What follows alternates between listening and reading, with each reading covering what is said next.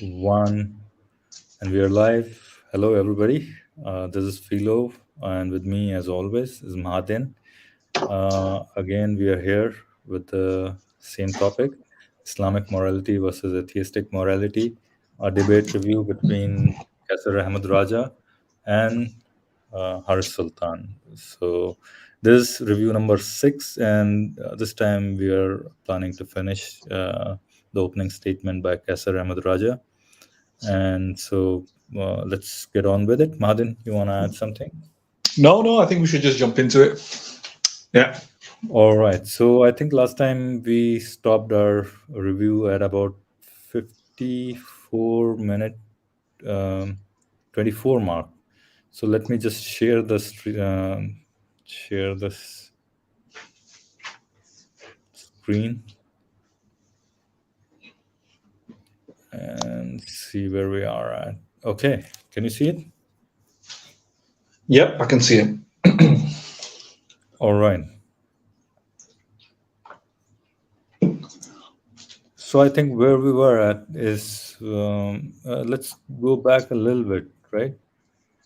So we started talking about Quran and morality, right? So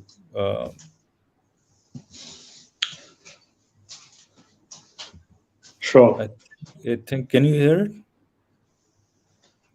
I can't hear it now. हमें हुक्म देता है Oh, now I can hear it now. बेटे Yes. किसी की दौलत ही उसके काम नहीं आएगी, बल्कि फिर अल्लाह ताला के साथ शेयर, आप एक लोगों के साथ जिंदगी गुजार रहे हैं, एक इस प्लेनेट को लोगों के साथ शेयर कर रहे हैं, तो मोरालिटी के साथ चलें। अल्लाह ताला इसका हमें हुक्म देता है। फिर अल्लाह ताला So he's saying, Qaiser Bhai is saying that when you're living on a planet and sharing this planet with so many different people, then you have to use some morality basically. साथ share कर रहे हैं, तो morality के साथ चलें। अल्लाह ताला इसका हमें हुक्म देता है। फिर अल्लाह ताला this morality, you have to go with certain morality, and then Allah gives that morality to Muslims basically, or to us, he said, right, basically, and by us he meant Muslims, right? Right. हमें हुक्म देता है कि किसी के बेटे किसी की दौलत ही उसके काम नहीं आएगी, बल्कि काम आएगा वो अच्छा दिल, एक साउंड हार्ट जो इंसान अल्लाह।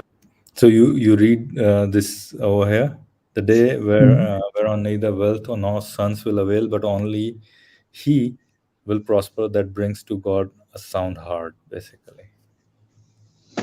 By the way, just a very minor side question to you. What does a sound heart mean? So this is within the Islamic scriptures, you'll keep hearing this, a person who has a good heart. So at that time, I think, and that at that time, heart was supposedly the origin of reason, basically. You see? Yes. Everything. Yes. So this concept of heart, everything you see that is relating to aql and all those things, you'll see heart in those verses, or even in when you read the early hadith, you'll see heart, or early verses of Quran, you'll see heart mentioned whenever there is a talk of reason or aql, basically, right? So that's something to be at least a food for thought. Why was that? Because earlier, even at earlier times, this was believed that heart is the source of human thinking or human thought process, basically. Yeah, Aristotle famously thought that the heart was the original source of reason and thinking and the capacity to think, etc. And he thought the brain was more like a glorified radiator or something, or something like that. I'm not sure whether it's a radiator or a ventilator. Right. Yeah. I'll have to check that, exactly what he thought about the brain, but something like that. The heart, on the other hand, was the original source of reason. So thinking, cognition, planning, reasoning, understanding. Right. Yeah, everything was basically everything that we think the brain does is what the time it was did. like. Yeah. It was attributed to heart pretty much at that time. Right, yeah, exactly. So the Quran's reoccurring usage of wording like the heart may seem poetic or metaphorical, right? And today, modern day Muslims may indeed appeal to the idea that this is just a poetic expression. Heart meaning like give your genuine, sincere intent, genuine, sincere, no pretensions, no disguises, not your ego, surrender your ego, this sort of thing, right? Right. And it can consistently mean that. It can also mean that, and I think it does mean that, right? But at the same time, we need to be cautious. Now, I'm not a extremely proficient Arabic scholar, so I would appeal to other sources and so on. But far as I know, the reoccurring usage of words that can appeal to the heart isn't just talking about it metaphorically, right? Right. And that today, perhaps today, somebody might revise it and historicize it, right? Because today we know the brain is the source of reason and thinking and so on.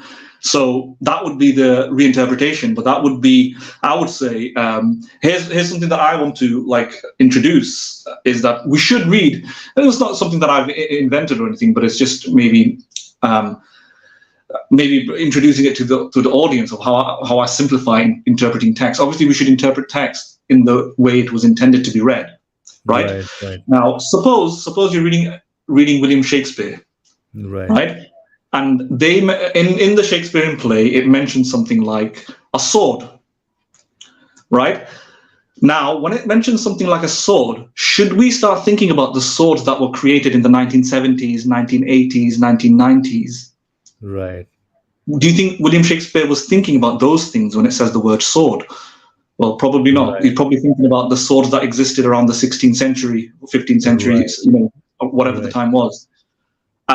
I think that is how we should read a text. So we should read the text based on what it could mean in that particular time. And the reason for this, I think humans have this tendency of intermingling timelines, basically, and the events from the timelines usually tend to jump between each other, right? And so memories are fragile in that sense, and that's how these things kind of happen. But one thing I want to point out to our audience here is that usually Muslim apologists use this, argument that even heart has neurons, basically something like 40,000 neurons or something like that. And so that's a proof that the Quran is right, because Quran says that heart can think as well, right? So merely having neurons within the heart is no indication that heart can think, but neurons within the heart have a purpose for it to beat, basically, and that's what they are required to do. Human gut has 100,000 neurons, basically.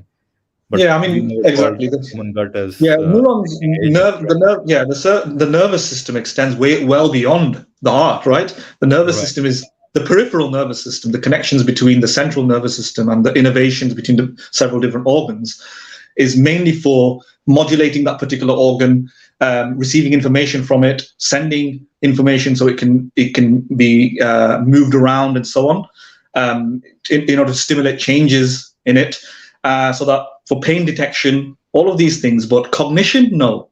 For thinking, no. For judgments, no. For planning, no. For understanding, no. Without the frontal cortex, these things diminish significantly, and without a brain entirely, you won't have any of that. This is why patients who are on comatose state, who only have the brainstem working, they still have a heartbeat, but they have no understanding or anything. There's nothing comes up on the brain scans or anything, the MRI. There is no capacity for thinking or anything like that. So it doesn't seem to be the case that the heart does anything like that. No. And yeah. So sorry, go on. Our own Khayali Bhai is here as well, and he's exactly pointing the same thing, that neurons in the heart are not responsible for any kind of absolutely, and exactly what we are saying, Khayali. Mahadan, sorry to interrupt you. Yeah, no, it's fine. Yeah, no, exactly. That's exactly what we know. So it's not merely the neurons that are necessary. You need a sophisticated sort of system of neurons tantamount to the brain that is capable of memory, judgment, storing of information, recalling that information, processing it through reasoning. And that is what the Quran's talking about. It's not talking about the just mere pain and pleasure that we feel, right? Not the neurons in my finger. It's talking about to seriously contemplate with the heart, to really use judicious judgment. It's talking about sincerity and all this stuff. It's talking about deep thought. It's talking about deep reflection. And the heart doesn't do any of those. So those processes, those things, reflection, sincerity, judgment, that's not located at the heart. That's located at the brain. It's located at the brain. So it's not using the word heart in that particular way. It's using the word heart in the way that it represents the brain. And here's the thing: if the Muslim wants to say that this is a metaphor, Occam's razor, right? The simplest explanation should explain this more precisely, unless there's evidence to the contrary that in the 7th century, the same language being used to propel an idea that was already existent by Aristotle, that the heart was the center of thinking and so on. If the same language is repurposed and reused in the Quran, then the simplest explanation is that it's talking about what it understood by the word heart at the time, which is thinking, right? Yeah, the brain, exactly. what the brain would do. Yeah. You know how you know that somebody has copied from somebody else. When you have an exam and one of the student copies from the other student, how do you verify that truly is the case that other student has copied? When they copy the incorrect information from each other, right? That's exactly what happens here, right? That's happened in the Quran through Galen, through Aristotle, and through all of these Greek philosophers again and again and again. You'll see those things in the Quran again and again, right? Just like the Galen's theory of embryology, right? The Galen lists four stages of embryological development and all those things. I'll stop for a moment. Khali bhai, please get in the stream. Right? So that's the same thing, Mahadan, exactly, right? Okay, let's. I just want to highlight the methodology again, though. The methodology in which we should interpret a text is that words should be expressed and given definition and meaning in the simplest way possible, right? If words are used in the 16th century that refer to a particular thing most commonly in the 16th century, then that is probably what it intended. Now, the more complex meaning, for example, if in the 16th century, William Shakespeare writes a poem, and in that it says sword, we can't say that this is and I'm trying to draw an equivalence what a Muslim defender or apologist might do. We can't say that when it says sword, it was thinking about modern day swords. It likely was thinking about the very rudimentary swords that were existent during the 16th century, right? And that was probably what was in mind. William Shakespeare probably did not have any idea what the types of modern day swords that could exist, right? So that's how we should interpret it, unless there's more evidence to the contrary that it had foreshadowed some advanced knowledge, right? Unless William Shakespeare really judiciously and diligently and explicitly shows that he had an idea of modern day swords. Otherwise, when it says sword, we just interpret it as he was talking about these objects at that time. And in similar vein, when language like that refers to the heart is used throughout the Quran, littered throughout it, and easily a Muslim can all say, but look, it's foreshadowing the future. It knows that the heart has nerve cells. And I want to say that no, because during that time, people talked about the heart in this manner, in an obvious sense when it's referring to the brain. The simplest explanation that it's probably meant what it meant during the time. And that should be the first explanation we go to, right? That's the most likely explanation because that's how we interpret history. If everybody's talking about the heart in one particular way, then it probably means that. We can't go to the more complex interpretation, which is that it foreshadowed the future. Yeah? Right. Yeah. All right, great. Khayali bhai is here. Khayali bhai, welcome. How are you? Hi, Philo. Hi, Martin. Hey, Khayali, how you doing? Kylie, I'm gonna call you from now on Kylie Minogue. Have you heard of Kylie Minogue? She's a Kylie Minogue? Kylie Minogue. Kylie, Yeah, Kylie Minogue is a singer. singer. Oh, Yeah. okay. Yeah, reason because your name is actually Kai. How do you pronounce? I can't do the accent, so I can't pronounce it. Kayali or something. Yeah, Kayali Pulao. Kayali. Yeah, You know yeah. what is I'm that, calling you Madhu? Kylie, like the girl's name. You know, Kylie. But Kylie. Okay. So you know what is You can call that, me. Madhan, right? pardon? What is the meaning of Kayali Pulao, right? Yeah, I know what it is. I know what it is, but I can't Right. pronounce it properly. You know. So you've heard of the name Kylie, right? Kylie is a girl's name. Yeah, Kylie. Kylie Yeah. Jenner is there as well, Kylie. right? Kylie. Jenner. Yeah. Kylie Jenner. Oh, that's another one. Yeah, Kylie Jenner. Kylie Jenner is also there, right? I guess I'd prefer KP. You can call me as a short form. KP. Okay. But Kylie Jenner is a billionaire, probably. She's a billionaire, I think. Yeah. She's Okay. close to being a billionaire. Anyways, we're getting distracted. Kylie, we'll go on with the stream, and we'll talk to you. Please do. And we want you to stay after the stream as well. We'll probably three of us will have a conversation a little bit, if possible, right? Sure.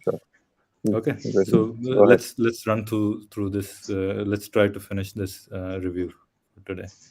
But we digressed a bit, but we covered quite a few points, Madan, about. I think our original plan was to finish it within 30 minutes. I think we're kind of moved away from that, but let's try and finish it within 30 minutes. Sure. Yeah? Let's go to it, right?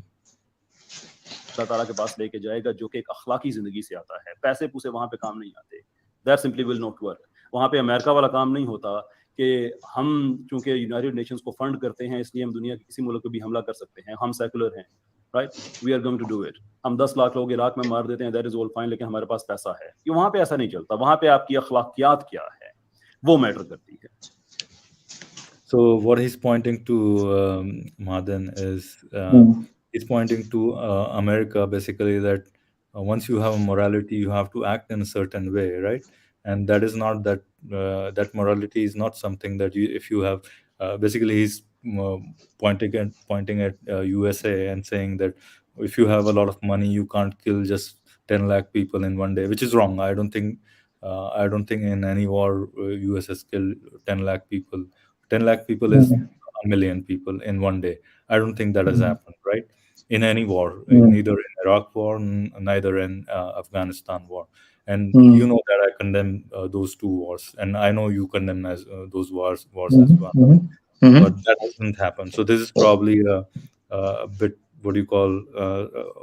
Have you heard this word, skullduggery? Yeah, skullduggery.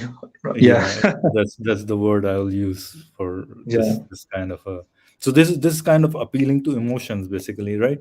You kind of appeal to somebody's emotions so much that they kind of tend to fall for your arguments, right? And this is what it's sounding to me like, right? Because you killed so many, a million Muslims in a day, so USA must be bad, a bad boy. This is what it's. I mean, you got to take into account a few things. Even if that does happen, right? We live in a different sort of time in which, if a nation wants to kill that many people, it'll be much easier than it was in the past.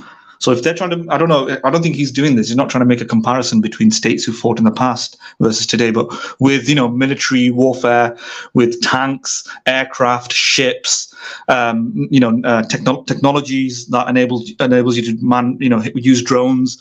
You can kill a lot more people much more readily and much more quickly from from a bedroom, than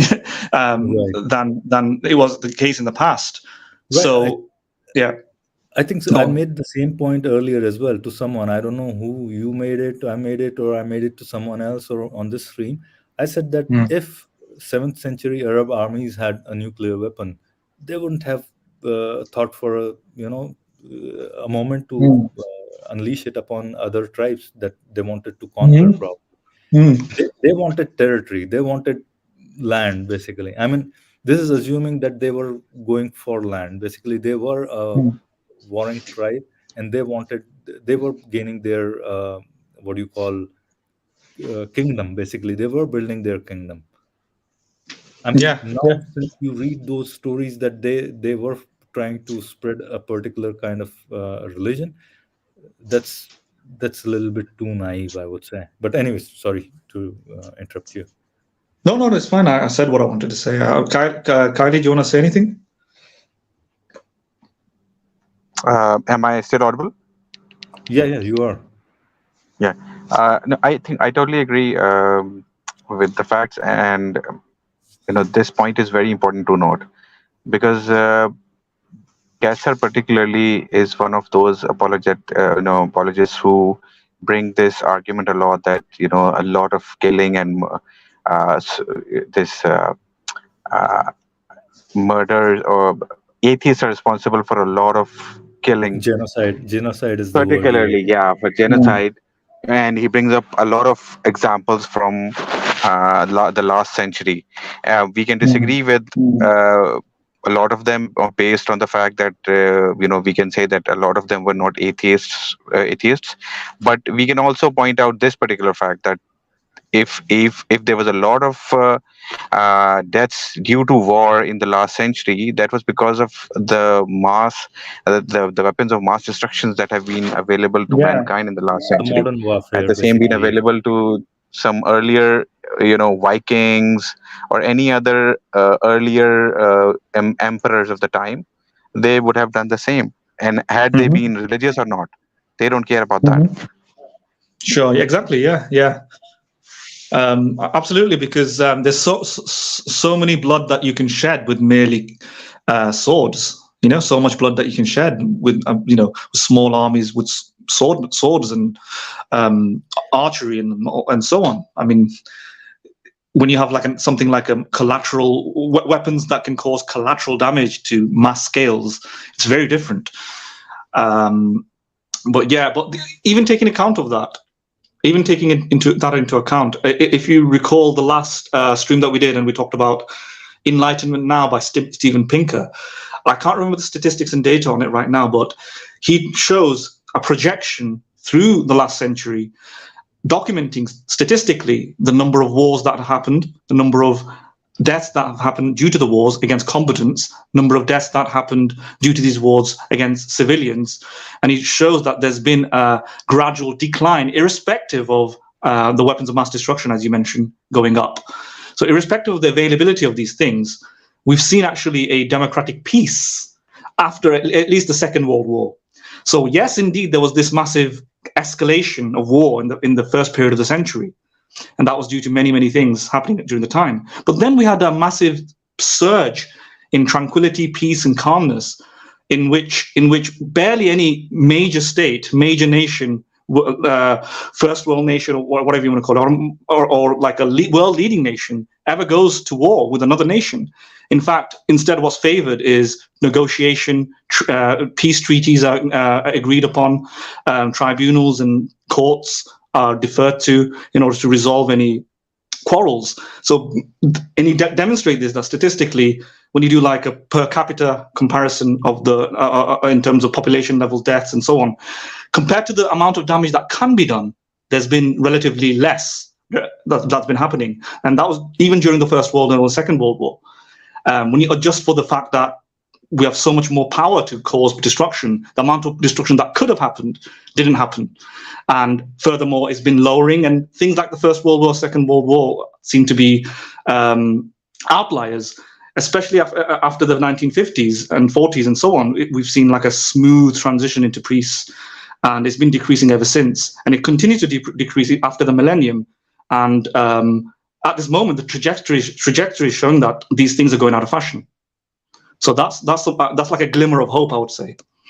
Yeah, definitely. I think the modern warfare, if had it been in those earlier centuries, probably at the time even of Alexander or Genghis Khan, or even in the 7th century Arabian tribes, Byzantines, or the Persians, right? They would have caused huge damage. I mean, this is still like a surmise, basically. This is still a guesswork, basically. But you can't have a bow and arrow travel for more than 200 feet, right? You can't kill somebody. Yeah, with a bow and arrow, exactly. right? If you want, you can actually bring up Steven Pinker's article, and I don't know if you want to. It might be too overkill at this point, But you can show. He's written free articles as well for people who don't want to read the book. There's an article or something called "Better Nature, Better Angels of Our Nature" or something like that. He written a book on that, and he has an article on that as well, like on the Atlantic or something. And the numbers are there. He shows each war that has happened, every single war that has happened in the last century, and he shows that there's been a gradual decline in combatants, civilian deaths, and so on, compared to the past. And adjusted for population levels, adjusted for the fact that we have more weapons and we could do more damage, it actually shows the deaths in the last century, although in absolute numbers is higher than what's happened in the past. When you contextualize it and adjust it for the population levels and so on, it was actually less. You know what I mean?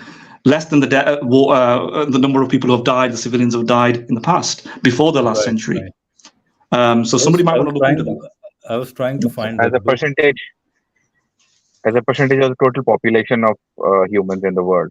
You mean? Yeah, exactly. I was trying to look at that Better Angels of Our Nature by Steven Pinker. I think.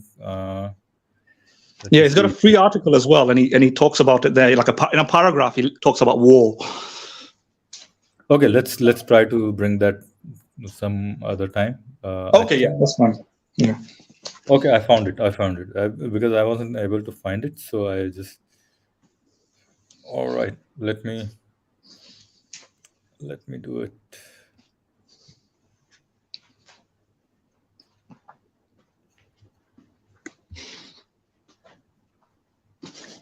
Can you see it?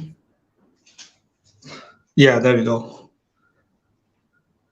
You might want to Google see if you find any articles about violence, like Steven Pinker, Decline of Violence. Type something like that in Google. I think you'll find an article on it.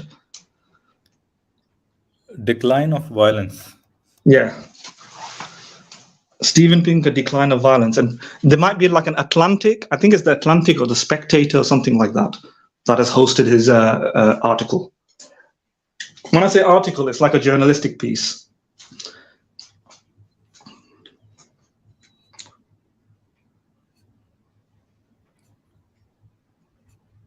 Yeah, click on the third one, or that one, yeah. Or actually, no, go on the third one. Don't go on that one.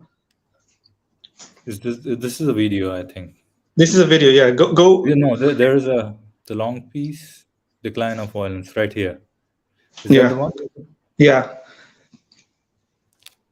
You can see. So anybody who's interested in what I'm saying, you can find it like that. And as you can see, there's lots of criticism against his view as well by John Gray.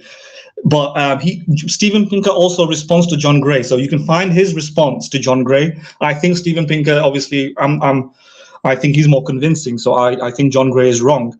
But anybody who wants to find this, is all on Google. Just type it in like this, just the way we have here, and you'll be able to locate all this information.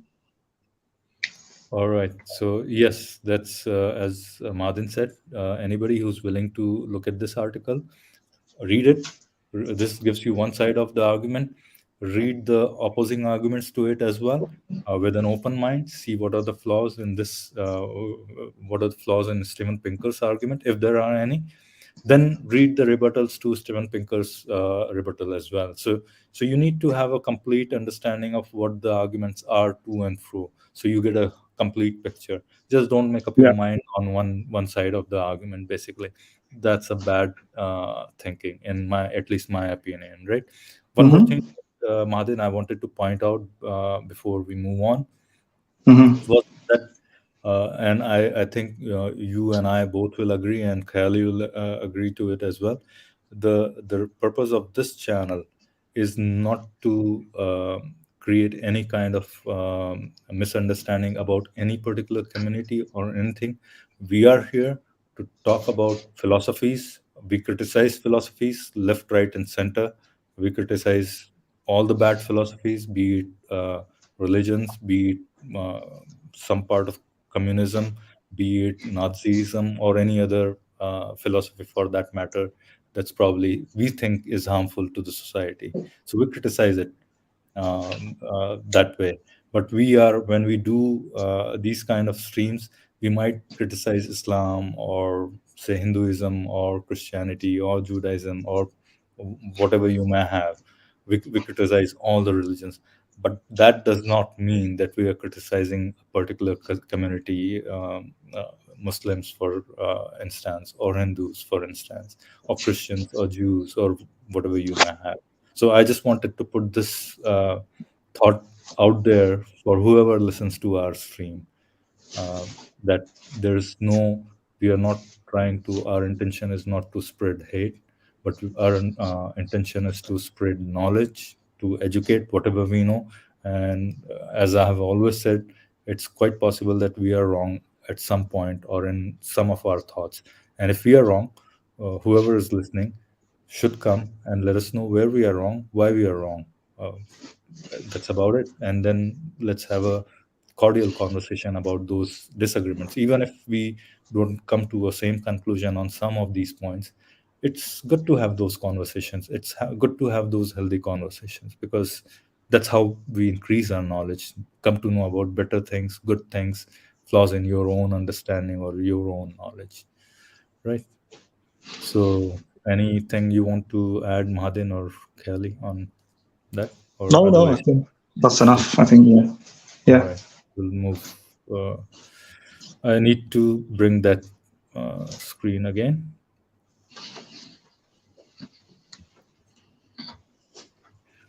All right. उसके बाद सूरह अल बकरा में अल्लाह ताला ने बताया, कुछ इशारे दिए कि जो अखलाकियात है उसमें क्या क्या चीज़ आती है। जो अपनी रकम खर्च करता है अल्लाह ताला के रास्ते में, अपने रिश्तेदारों पे, यतीमों पे, मुसाफिरों पे, और वो लोग और गुलामों को आज़ाद कराने में, अल्लाह ताला ये बता रहे हैं कि ये, और ज़कात देते हैं, नमाज़ें पर, ये वो लोग हैं जो अखलाकी ज़िंदगी गुजार रहे हैं। सो हम जब कहते हैं कि अखलाकियात है, तो मैं डिफाइन करूँगा, मैं हारिस सुल्तान साहब की तरह नहीं करूँगा जैसे उन्होंने की। So, Madin, you can read it over here. It's all the yellow part you can read. So this is what he's saying, that Quranic morality actually is basically, right? So those who spend their wealth in the way of God, and then all those things that you can read over here, right? So that's the. Do you want to just read it for the audience? Might as well just read it just for the audience. Yes. So, you want me to go in Hindi or in English itself? Whichever. Yeah, go for it. Whichever you wish. I thought you can read it, so then I won't have to. So according to Qaiser Bhai, morality from the Quranic perspective is those who spend of his wealth in spite of love for it, to the kinsfolk, to the orphans, to the needy, to the wayfarer, to those who ask, and for the freeing of slaves, and who's steadfast in prayers and gives zakah, right? And you guys know zakah is the charity that is obligatory on Muslims, right? So that's what the moralities come from the Quran, basically, he's saying. Anything you want to add to this, Kali?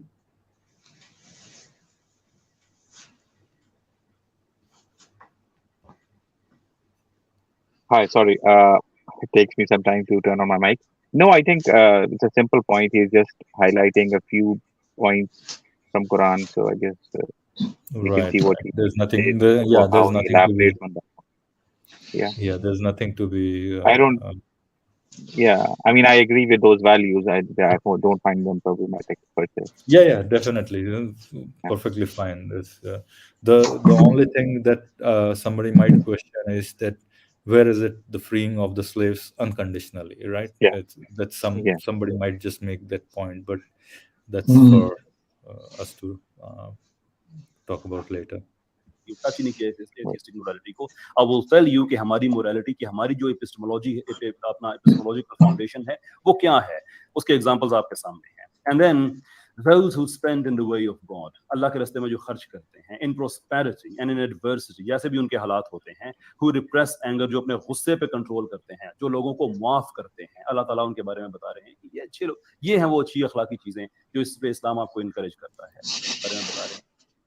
So do you agree to all these points that are mentioned here? I'll just read it for the audience. I'm pretty sure all of them can see it and read it, but I'll just read it in case somebody can't doesn't have has a small phone and can't read it.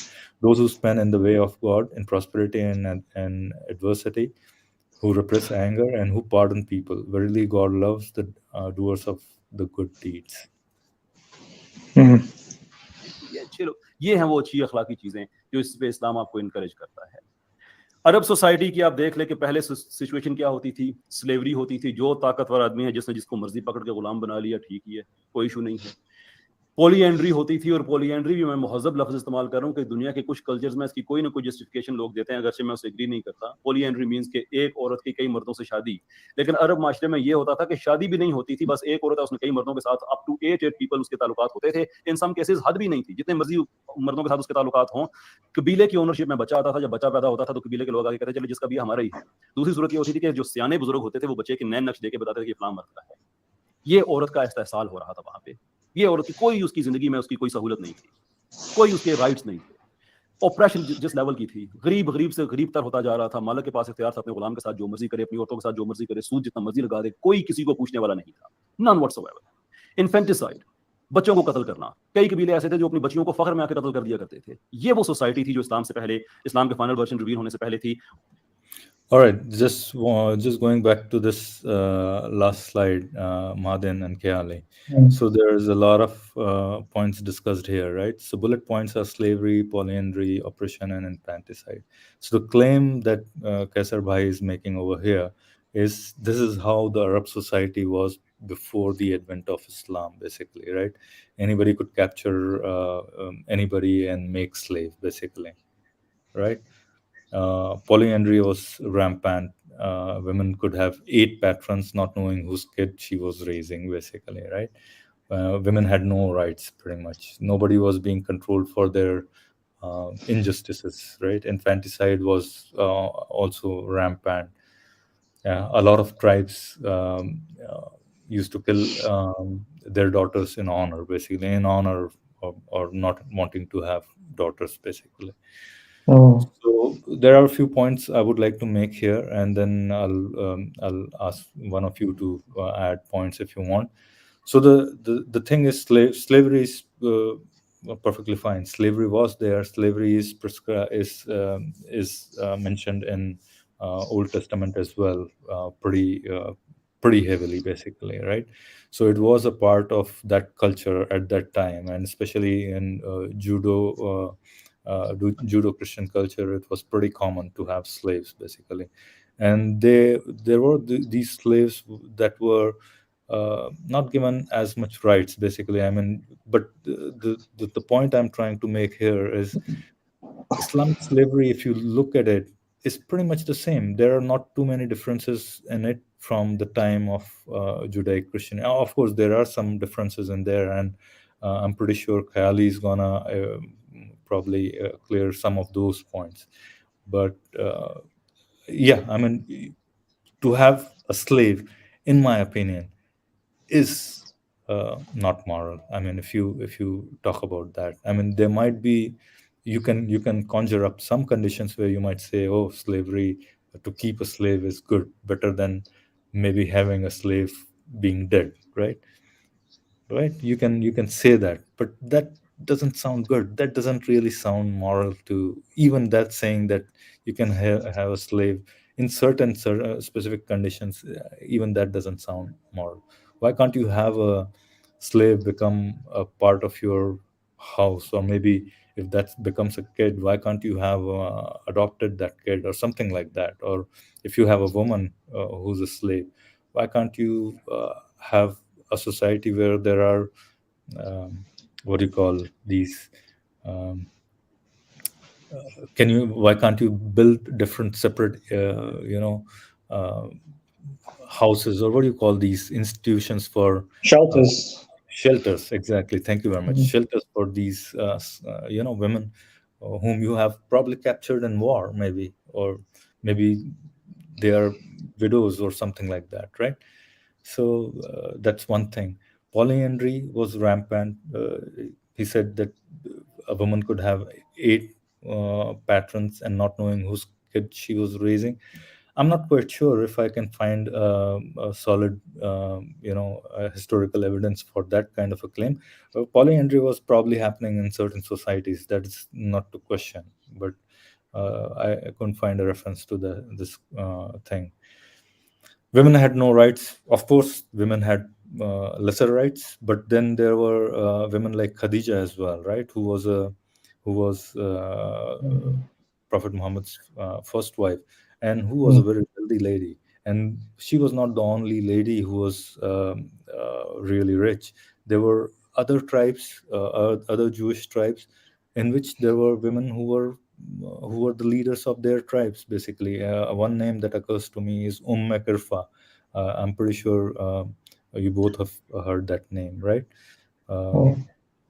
And what else? Nobody was being controlled for their injustices. Maybe there is some truth to that, but then these societies were pretty much all the places. These societies were a lot more tribalistic societies, right? So there were no well-controlled justice systems over in most of these societies. Pretty much, there were some societies which were still doing pretty good in terms of justices. For example, China was doing pretty good. Even in the first century, second century AD, China was doing pretty good in terms of those. And infanticide, again, I couldn't really find a very clear-cut evidence that infanticide it was happening all across the known world, pretty much at that time. But I couldn't find a proper solid evidence that infanticide was really rampant, and especially in the Levant area, or the larger Arabia, Levant, Syria, and that area, basically, right? Iraq, Persia, Byzantine, Roman Empire. So if you guys want to take it on from here, please add your thoughts to it, or if you want, let's move on. I'll go last. Kylie, do you want to say anything? I'll just touch on a few points. So, I mean, the overall argument that Qaiser is trying to raise, or at least my counter, or at least response to that would be that we have, I mean, if we only look at it, or if we only look at Islam from the point of view of it being something or some kind of a revolution or some societal changes, which were, let's say they were revolutionary. They were revolutionary for the time at which Muhammad was living, right? So that is our concern. We have outgrown it now. In the kind of society that we have built today, the kind of civilization that we have now, that we are criticizing Islam only because the values that Islam is, promoting are not in line with the morality of today's world. So that is our concern. If you say that this Islam was something that was good for that time, okay, let us, for the sake of argument, I can agree with that. I would not have any concern with that for now. I mean, I don't at least argue. But when you say that Islam gives you the best system for today, that is where the problem comes. So, I mean, in a gist, I think that is what I wanted to touch. Yeah, Martin, before you go, just one point I wanted to make here. Kali, that's perfectly fine. The only thing right now is Qaiser Bhai is just listing these things were happening there. So I'm just taking it from the point of view of historically accurate statements, right? So that's the point I want. And the biggest mistake, I'll tell you one, right? Look at the spelling of it, infanticide. The whole Islam crumbles here, right? Just kidding. I was thinking, I thought my spelling is, I mean, I'm messed up. I thought like maybe I'm wrong, or maybe infanticide should be spelled like that. just lightening up the whole conversation, right? Yeah. All right, Madhu, And go. Philo, I Sorry. agree with you. I mean, I totally agree with the perspective that you gave. I can even touch, I think, at least two or three of these points, particularly, if you have time. Sure. Particularly, let me touch the polyandry part. So, you are more well versed with the history part, so I'll leave that to you. What I'll point out is that some Sahih Hadith do point out particularly there's a hadith from Hazrat Aisha, which mentions something like polyandry, which I think it's in a way polyandry.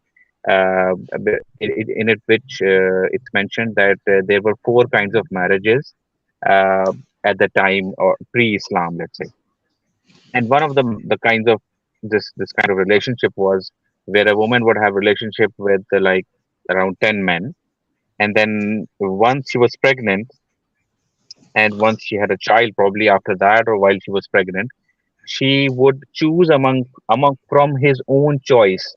She would choose from those 10 men who is the father, and that person had to agree to that. Now, when you, and this is a Sahih Hadith from Sahih Bukhari or Muslim, I don't remember that, but from Bukhari or Muslim, it's a Sahih Hadith from these two books, either of these. And when Qaiser says that, so he can morally object to this practice of polyandry. Fine, go ahead with it. The problem that you have with that, you can object to that. I mean, I don't object to it from a secular point of view. But when you claim that this was some sort of an oppression of the woman, well, that was not the case. The woman had free range to choose the man she thought was best to raise the child, and the man could not. The hadith say that the man could not deny that. So saying that the women were oppressed uh, by mentioning this practice of polyandry is kind of uh, you know it's totally wrong. It's the other way around. So that was the one point that I wanted to raise, and another one is there were definitely tribes where women were in a lot better situation. Of course, as Philo said, women throughout history have never been more, generally speaking, more powerful than men. They have been accepted in certain societies. But it's once again, in one of the Sahih Hadith, it's mentioned that the women of Ansar were dominant over their men, over their husbands. And that was a concern that the Makkans, who after they migrated to the city of Medina, they said that their Yes, wives, the Makkans' wives, were now becoming more rebellious and more outspoken because of the fact that the women of Ansar were more dominant already before the Muslims arrived there. So, once again, it points out to the fact that, women had some, I mean, they were a bit better off, and Muslim men were having some sort of problem with that. So, I mean, these were the two instances particularly that I wanted to discuss, and I think right, the right. rest, I think, that's Very, there from yeah, Mahadev. Madhu. No, yeah, I think you guys have covered some of the points that I wanted to talk about, especially the Madhu, idea that. Madhu, Sorry, just, yeah, go on. Madhu, I'll just interrupt you for a second. I'll read Rustam Bhai's comment, right? Oh yeah, go ahead. I guess Islam did not change anything either. If there was polyandry, then Islam also allowed laundries. So what is the difference? Islam was or is not better, right? Right. I think Rustam Bhai, a lot of these points were covered by Khali. But yeah, you have a point. But let's not say those two are can be compared. They are kind of different things. But I'll let Mahadin take over right now. Yeah. So you guys have said what the gist of what I wanted to say. We're not talking about the past, whether it was a reform or revolution at the time. We're also talking about a timeless morality that can withstand scrutiny throughout all eras, all epochs, and all cultures is meant to be the best morality. Remember, the best morality compared to all other alternatives. And this particular slide doesn't deal with that. Maybe he deals with that later. Well, if he's trying to just say here that it was an improvement for Arab society, well, even that is questionable. Or maybe it was improvement geographically within that particular area. But let's keep in mind that we're talking in before Islam. Were there ideas floating around that was a better alternative to these sort of principles? Well, if you look into ancient Greeks and Stoics and so on, Epictetus, I think he was called, he thought there should be a total elimination and abolition of, eventually, of slavery, right? So there's a better precept right there. If you look at the ancient Egyptians, they had lots of rights for women, property rights, divorce rights, right? They had the right to vote, women's rights. So a lot of people say that Islam revolutionized. Prophet Muhammad was a feminist of the time. He came and reformed and revolutioned the area. Maybe taking account of what Kylie and you have said, that is actually ambiguous, not very clear cut, because some women were better off at the time. But let's hypothetically just suspend that for a minute and actually agree. Indeed, women were having it bad, and Islam came and made it better. Maybe geographically in that specific culture, but prior to that, the ancient Egyptians had a sort of legal structure that enabled many freedoms that are not exactly the same as today, but better than the Islamic society. And so even with stuff like polyandry, we've seen historical examples predating Muhammad that were better. And oppression and so on. I mean, there's been, again, the ancient Stoics, they spoke about civil governments, democratic governments. I think it's called agora, which is they thought that there should be a direct democracy. So, and that the rich should not be the government tyranny should be curtailed by systematic structures and so on. They didn't articulate it to full the graphic description of how the political system should be structured, but these ideas, these intentions, the motivations, the principles were in the rudimentary manner existent back then. And the democratic concept comes out of ancient Greece. Yeah. So exactly. So reality is that we had better ideals floating around in different areas and different continents and different time periods predating Islam. So and Mahathir, when I was talking about these history, I was talking about the history from the perspective of an independent historian, and which is something that I couldn't find. I mean, we all know that this is written in Hadith books, right? You have this compendium of Hadith, right? There are tens of thousands of Hadith literature, right? There are many more, right? But how can you? They are written like 250 years later, right? 300. Some of them are written 300 years later. How do you say that exactly they are exactly true? I mean, so what a historian tries to do is tries to go outside these biased resources. I mean, somebody might get offended if I said these are biased resources, but that is the fact. That is how a historian looks at it, and they try to go outside these resources and these sources and says what other independent sources are giving me this. I think it's got a name for it. I think it has a name, something like, okay, I've completely forgotten it, but something equivalent is a paraphrase, something like the principle of adversary. If your opponent or a different society that is very critical and harsh of another society in history affirms something that is positive, right? If your opponent affirms and confirms and verifies something, then it's more likely to be reliable than if you're saying something good about yourself, right? So if a culture is talking about morally praiseworthy things or changes or revolutions that occurred in that time, but there's no independent verification, and a good way of independent verification would be if a different culture, your enemy tribe, also acknowledges that this happened and this changed because of this particular Muhammadan practice, then that would be a good independent verification, historical verification. Far as I know, I'm not a historian, but far as I know, nothing like that really exists for infanticide. Right, but the issue here is, Mahathir, that these you have the writings of opponents of Prophet Muhammad as well. It is not that those are not there, but they are again written by the Muslim scholars themselves. So these opponents are praising Prophet Muhammad within those same books that are written, the literature that's written by Muslims themselves. So there is no independent as such. They are all combined. So you can say, okay, well, it is written over there, and then you have no way of verifying it whether it's true. It might just be true. I'm not saying it is not. It cannot just be true. I'm saying it can be true, but it can also be made up. Who Sure. knows? I remember looking into this 10 years ago. Yeah, I remember looking into the infanticide thing, and I don't remember finding anything for it either. That Muhammad ended child burials or killing of daughters or whatever, stuff like that, infanticide. I don't. He may have done that, but I'm saying predating him in the Arab society, where did this practice actually exist? Was it widespread? Was it just narrowly in one particular location? I don't know, but there's nothing. I think that isn't. I didn't do like a thorough research project on it, so I don't know. But it was hard to find. That's what I know. There is a simple argument to be had here, and that simple argument is that I'm not denying that fact that infanticide was not happening.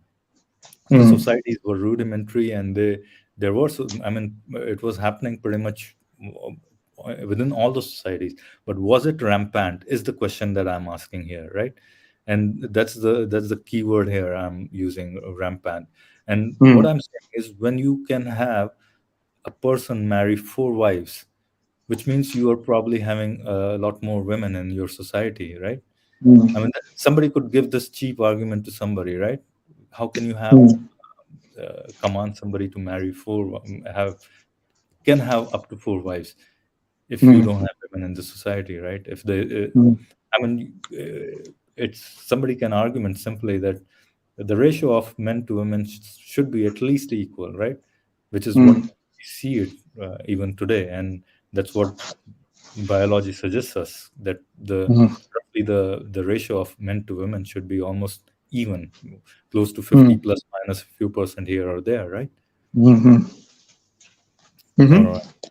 Shall we move on? Let me just say one more thing. Let me just say one more thing on that. In terms of history, we can actually then agree probably that the Islamic canon, the Islamic law, Islamic traditions are Islamic traditions. And this is what Yasser Qadhi had an issue with, right? That what is spoken within Islamic canon and code is different from what the Western scholars engage in. Because Western academic scrutiny is very different from the internal scrutiny that comes within Islam, which is very, very soft. And one of the things is the Islamic traditions has to be consistent with the academic specifications of what is required as a historical, to be a reliable and valid historical source. And I don't think the Islamic tradition satisfies that. It's not part of academic history. When you look at it through the lens of academic history, the hadiths and so on are not actually that reliable to verify these things. And here's the thing: historical criticism does not exist in Islamic scholarship as yet from within the Muslim community, which was something that was done to Christianity long time back. I'm not saying there are not fundamental Christians who would defend their faith based on just their biblical sources, but at least that criticism began way earlier. And within Christians, you'll find those scholars who are still Christians, but they criticize the authenticity of say the Mark, Matthew, basically the synoptic gospels, right? Matthew, Mark, Luke, right? And then you have John, right? With John writes something else, then Matthew, Mark, and Luke, and all those things. Okay, I don't want to digress from that point. Let's Cali have. Let me just say one thing, and then we can move on, because I don't want to spend too much time on this. We're spending a lot of time on that. But principle of silence as well. There's another kind of heuristic within the historical methodologies or methods, and one of them is the principle of silence. Right. So if there's an expectation that there's some sort of grand event occurs in history, and this occurs amongst many community members, and there's no record of it, if we should expect there should be a recording of it, so some evidence of it, and there is no evidence of it, then the principle of silence applies, in which the lack of and absence of any evidence is good evidence that it did not occur. Right. So the principle of silence applies here, I think. If there is no independent source demonstrating, and look, what we're talking about is widespread infanticide, then we should have some independent evidence for it, because there's an expectation, right? If there was widespread infanticide, some sort of scholar of the 7th century Arabia would have found something like this. And if there isn't, or is it hard to find, or the evidence that is found is tenuous, that demonstrates that the principle of silence applies really strongly here, because we should find, if it's widespread, an abundance of evidence, but the lack of abundance of evidence demonstrates that it didn't happen. Right, exactly, exactly. I mean, see, there is a fair bit of criticism that can be had from the historical perspective, and that's something maybe we'll do a whole stream, probably a few streams on that. That is something I think we should do probably, and that's another way of authenticating a hypothesis. Basically, yeah. Khayali, you want to add something? I think for a long time you have been wanting to say something, right? Go ahead, Khayali. Can't hear you. Khayali, your mic, we can't hear you at all. Your mic is unmute, but we can't hear you. You want to say something? I think he's gone shy now.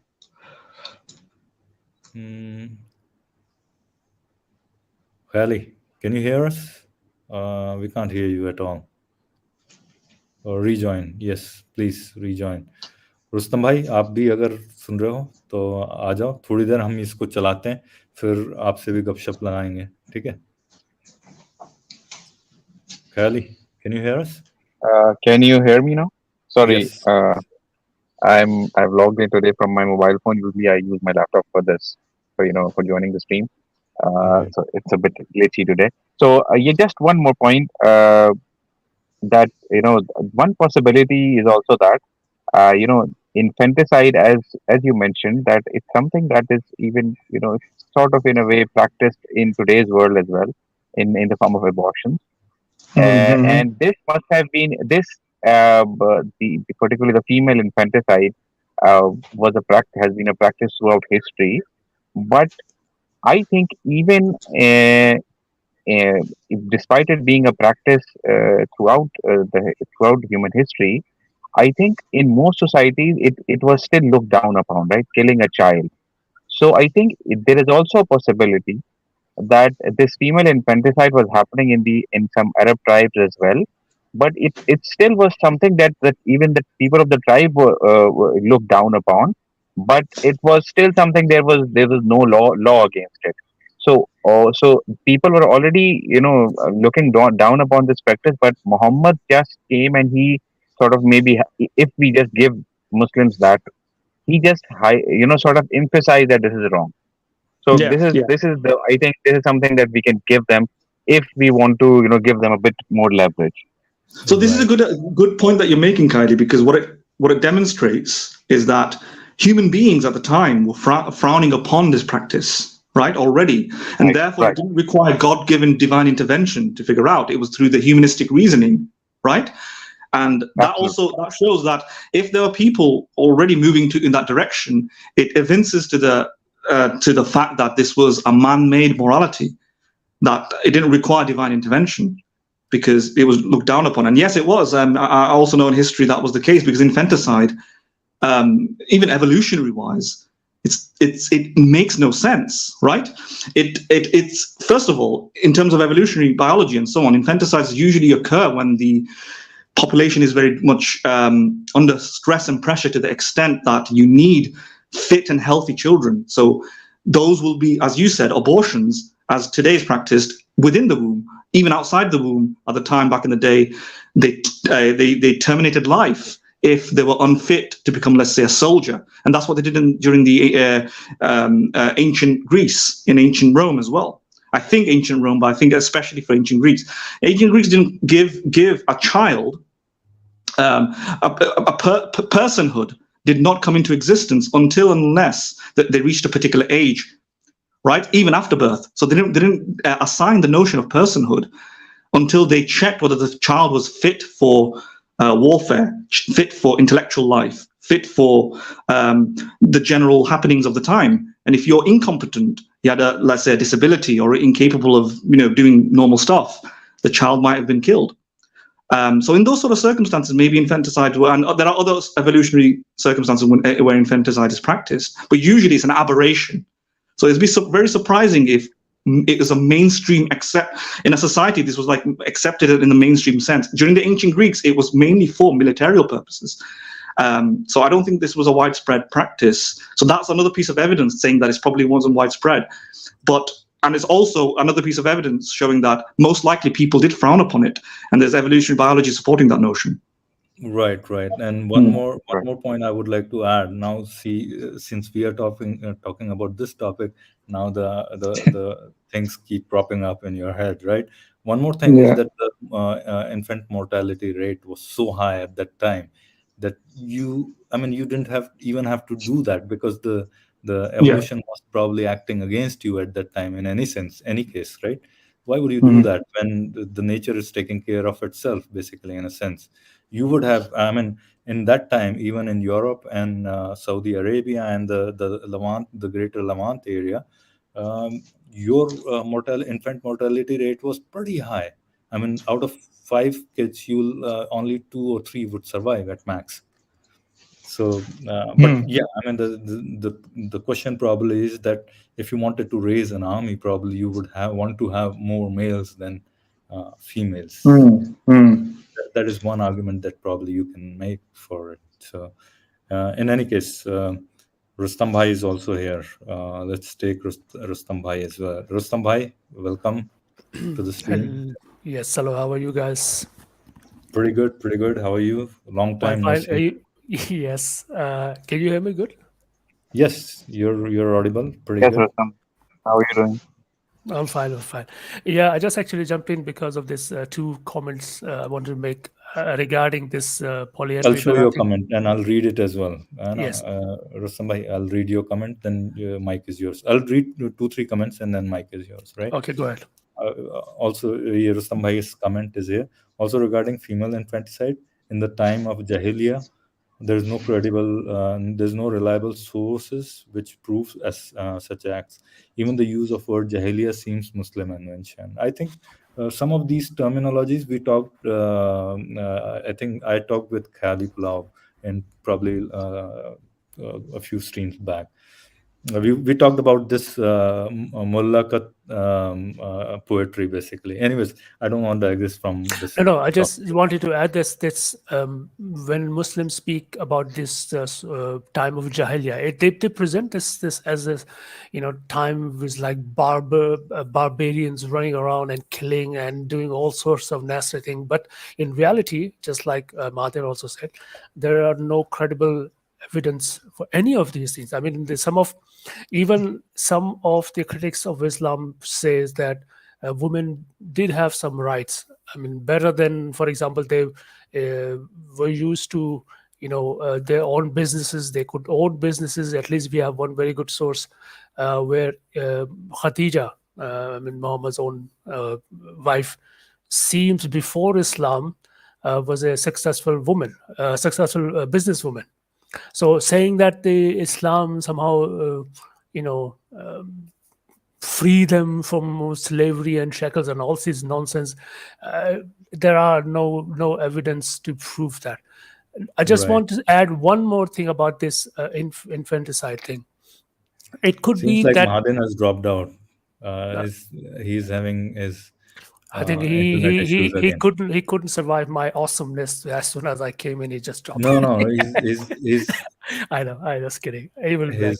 His internet problems. It's not his internet problem. In fact, he has this problem with his screen. I think some digitizer problem that he's facing, and not even internet. I just want to add that there may be understanding problem about this infanticide thing, because we have to understand the context of this thing. Is when we hear Muslim claim that the girls were literally buried alive. So was that the case, or was meant some something else? I think I remember one of these. it says that we said, Messenger of Allah, we practice azl, but the Jews claim that it's a minor infanticide. So he said the Jews lie. When Allah wants to create it, nothing can prevent him.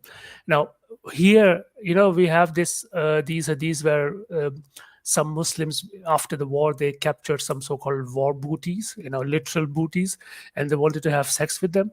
And then they realized, okay, if we're going to sex with them, they could, they become pregnant, and will have a problem with that. So what they do, they used to sex with them, but just before ejaculating, they remove their organ and ejaculate outside. And the Muhammad said, well, you don't have to do this, I'm not going to stop you for raping these women, but if you are just removing your organ just before you ejaculate because you don't want these women to become pregnant, it's useless, because Allah already created these child, so it doesn't matter, they will become pregnant anyway. So I frown upon this practice. Now, some Jews at that time, or some historians says that they used to call this practice infanticizing, because they think this is like a kind of abortion. You are actually killing the babies because they may become a baby, so you are just doing this in order not to have these babies. So this is just like a minor infanticide.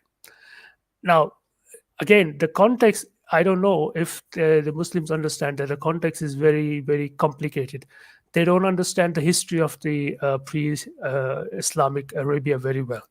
And when you go there and listen to these or read these stories, you think that you will find some very easy to understand sources where you can get a clear cut, he was burying girls or digging up holes and doing this.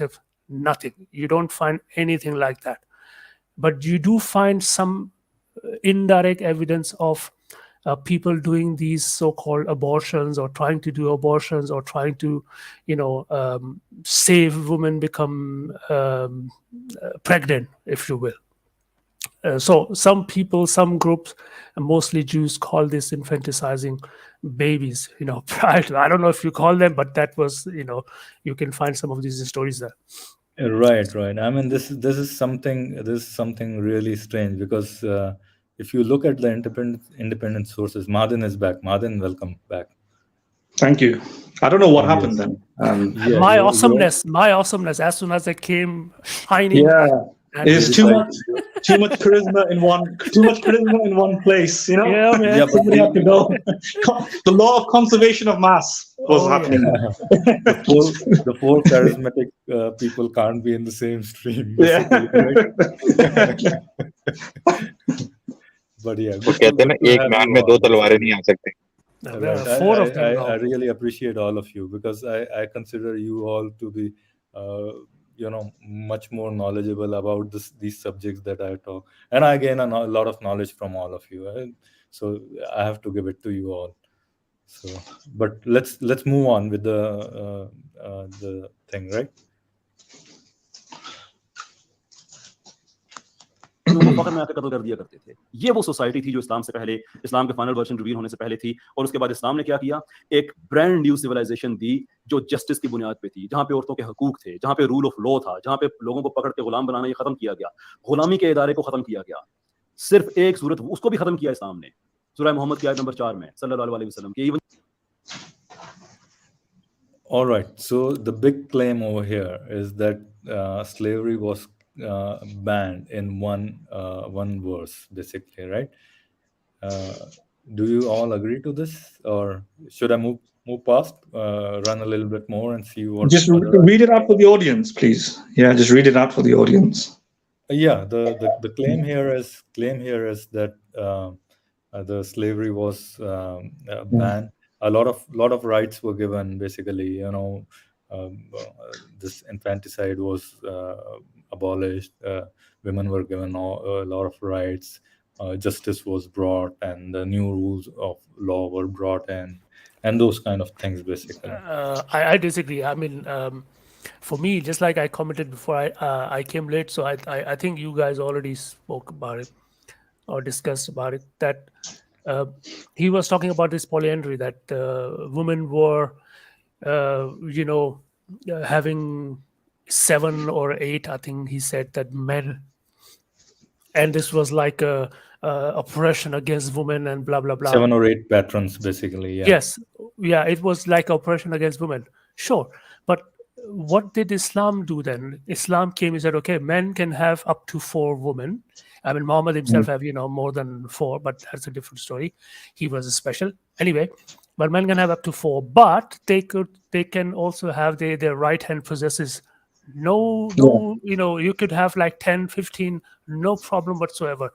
So, I mean, what is the difference then? If the woman, what about the rights of these londis, so-called right-hand possessors? Are they not women? I mean, you are having sex with them.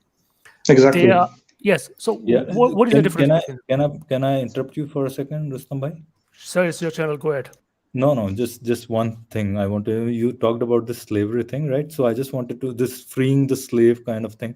There's always one example given. I think he's gonna give it later on, so maybe I'll come back to it later. But please go ahead. I know which, but go ahead. Let's. This one guy who's freed like 30,000 slaves or something like that, right? Yeah. Abdullah ibn Aus or something like that. I forgot his name, right? Abdur Rahman ibn Aus, right? Abdur Rahman ibn Aus. He freed like 30,000 slaves. I said, to free 30,000 slaves, you have to first have 30,000 slaves. Why can't you think of those things, right? Yeah. Go ahead. Sorry, Rustam bhai, please. No, I was just thinking about that we understand this much better than Qaiser do. But even from his, I mean, I want him to have a good argument so he can present the Islamic case. But when I was hearing his debate, so-called debate and discussion with Harris, I was just shaking my hand. I said, what the hell you are talking about? I mean, it's so obvious nowadays, because we can, you can go on the internet and you can search and you can find the whole information, whole Islamic, so-called Islamic history very easily. It's not magic anymore. It's not difficult anymore. And then you have this audacity to come online and you say, well, the women were oppressed and Islam came and gave you a new civilization, blah, blah, blah, and the justice for women. And you said, hello? I mean, what kind of justice? Can a woman have 4 husbands? I mean, if the men and women are equal, Allah should have given, okay, I give right Muhammad, you could have like 4 women or 4 wives. And also Aisha, you know what? You are equal to Muhammad. You are a human being. I'll also give you a right to have 4 husbands. How about that? Now, when you talk about, I mean, a Muslim woman cannot even marry a Christian man. But a Muslim man can marry a Christian woman. Right. So, I mean, the audacity is the thing is that when you say that Islam give women some kind of rights, it's absolutely bullshit. Sorry. I have to say this. Right. So Rustan, let me just, I'm God's advocate right now, yeah? Some of the points that you mentioned, just so that we can get some, some defenses, steelman the Islamic case. So the typical thing that what people would say in respect to the idea that why women shouldn't have 4 husbands or more than 1 husband is, the first thing is that there's an issue with DNA. Right, in terms of confirming whose child is whose, and if you have more than 1 husband, there's a danger of not especially in the 7th century at the time, that you're not going to be able to ascertain whose child is who belongs to who, etc. Yeah, so that's the first problem. It will be said whose nutfa it belongs to, basically. Yeah, so I'm just steelmanning just quickly. And the second point against disfavoring polygamy, some sort of polyamorous relationship, multiple partner relationship for females, is that the female nature is not into that. For example, women, unlike men have this kind of varied promiscuity, and they may even appeal to evolutionary biology. They might point out that men tend to be spreaders of their seed. They're trying to fertilize many women, as many as possible, because we're that sort of creature designed by evolution, and in their case, evolution designed by God. But women are more they cling on to one male, and they don't have such varied promiscuous desires. They empathically and emotionally fall in love with one male, and a woman having more than one husband reduces her, because a woman can't be promiscuous in that manner. When I say promiscuous, even in the confines of marriage, whereas a man can be promiscuous, this elevates his status in some sense, because men find it harder to get women, where women are the gatekeepers. They should not resist they should resist that temptation, and they have no need for it. They can select their partners better. So, what would you say is those 2 points if somebody had made that sort of argument? Yeah, well, first point. Yeah. Okay. The first DNA, point I would say that. Yeah. Okay, the first point I will say that the woman should have a choice. I mean, this was already the case in Arabia, as I understand. I don't have this reference in front of me right now, but I heard that this was the case in Arabia. But some women could choose, okay, I am pregnant and I will choose one of these guys I'm sleeping with as the father of them. So even if this was the problem at that time, women had this choice. She could say, okay, this person, Muhammad bin blah, blah, blah, is the father. I chose him as a father of some. At that time, there was no issue of DNA. But today, in the world, this problem would not even arise, because we can say, okay, yeah, I know, I'm pregnant. Yeah. It's very easy to go and find someone, okay, who's the father? That's it. Yeah. So would you say that this is that sort of argument is actually evidence against Islam, because it showcases that the creator of Islam, the God, had no idea of the technological revolutions that would be forthcoming to ascertain pregnancy and determines who the child genetically belongs to. Is that correct? Would you say No, I would say that in 7th century Arabia, of course, Muhammad, or anybody else, or perhaps till 1800s or 1900s, nobody knows that this kind of technology would, become a reality one day. So you cannot say that we can put today's technology as an argument for the 7th century. Yeah, but don't you think that's consistent with if Islam was man-made? That would be consistent with the notion that yes, I agree with Mahadan. Yeah, I agree with Mahadan. I was going to raise that point, that this indeed highlights the problem that this religion seems to be a man-made,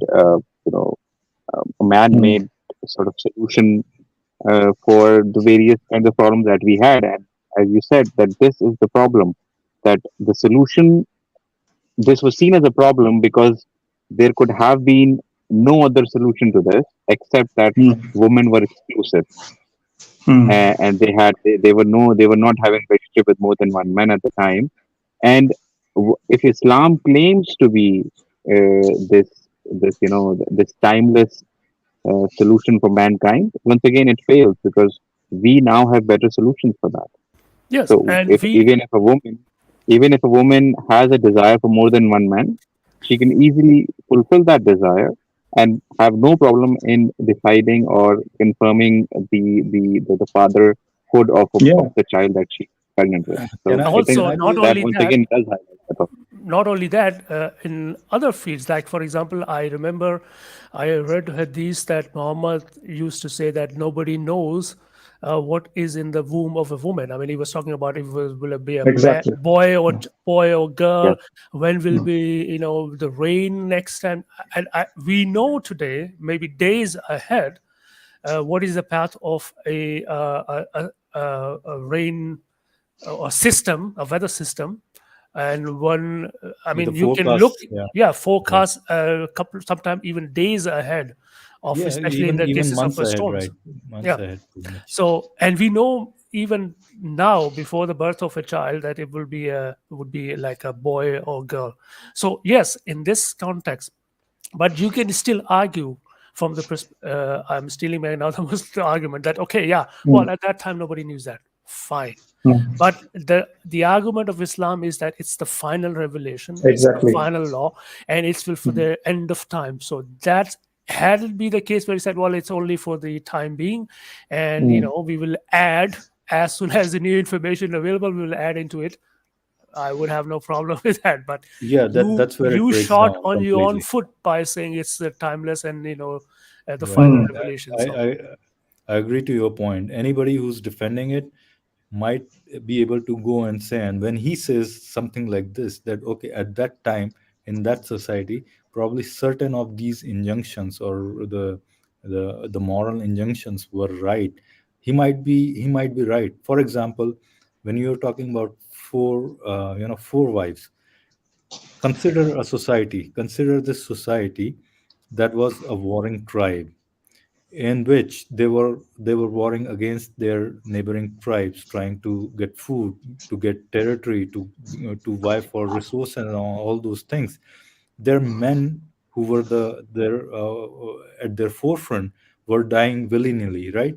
So in that society, you have a higher ratio of women, probably say 2 by 3 versus 1 by 3 or something like that, right? You have like twice or thrice more women in that society. If somebody gives an injunction, okay, marry, you can have up to 3 wives or 4 wives if you can really sustain them. That is good. That's a pretty good injunction. I mean, I would support it, because you have a parity there. I mean, you don't have a parity there between the number of women and number of men. But that, as soon as you say that injunction applies to all the people and for all the times, that becomes a problem. Yeah. Also, So historically, I just want to add one more thing. Sure, Sorry. go ahead. No, it's okay. So historically, I think from the history, at least as I see, almost every prehistoric civilization, prehistoric, I mean, times of Egypt and Mesopotamia, and even in Indus civilization, women were always giving a very high regard, because I think they were in the society, they were important because they were, first of all, producing children and also taking care of a lot of things which the men couldn't do because they were busy doing other things. I see in figurine, I mean, the women were giving, goddess, status of goddess, and then you don't give someone a statue or a status of a god just because you just want to. No, you can see consistently in the history, women were giving very high regard in almost every civilization. It was in Egypt or Mesopotamia, everywhere. So saying that the women were somehow marginalized, maybe in Arabia, yeah, but not generally speaking. So the thing is, the women were always important in history. So I don't know what Muhammad or whoever was there came to do. I mean, what he did actually, I mean, what I see now, that he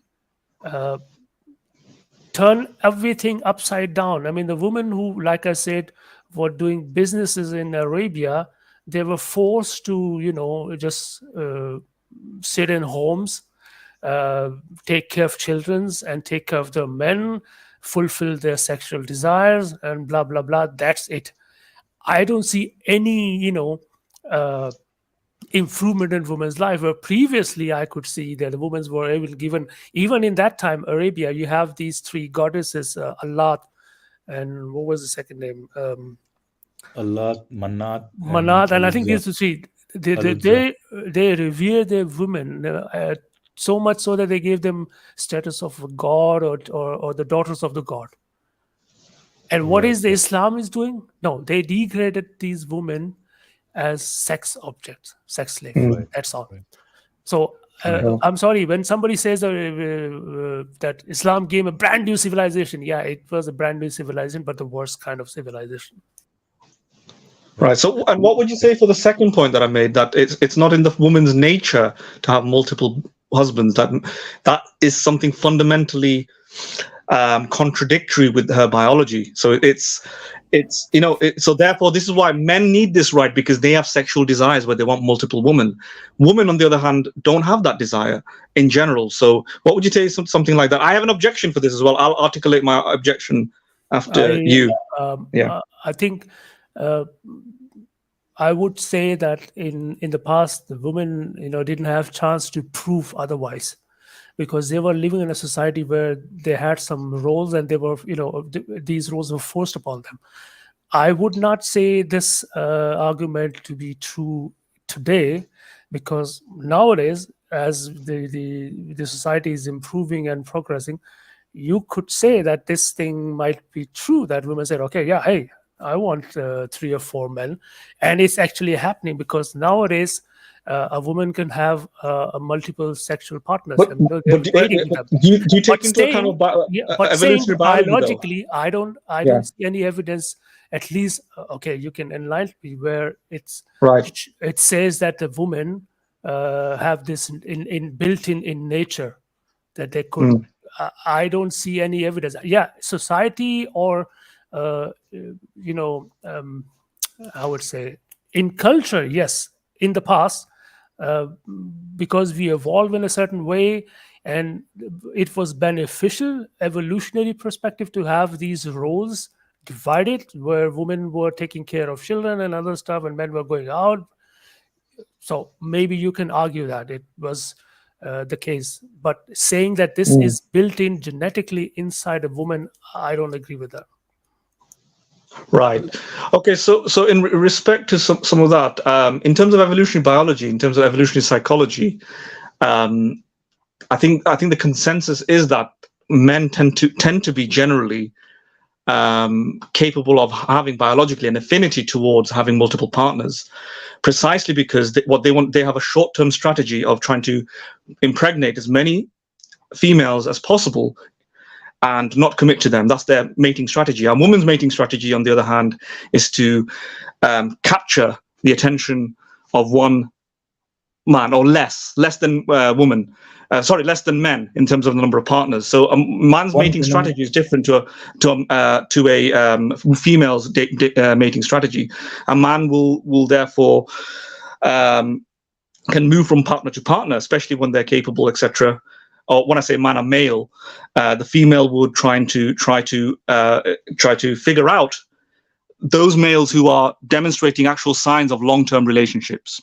Right, so that's generally the kind of consensus, and you see the very similar behavior amongst the animal kingdom, right? The males try to hit and go, if you know what I mean. Try and impregnate as many of the females as possible, but not commit to them. And some of the males do end up committing to them, and it's the woman's job to try and convince the male to stay, or at least pretend to a different male that the offspring is his, so that he then provides the resources. The woman's job is to find a man with the most resources, and so on.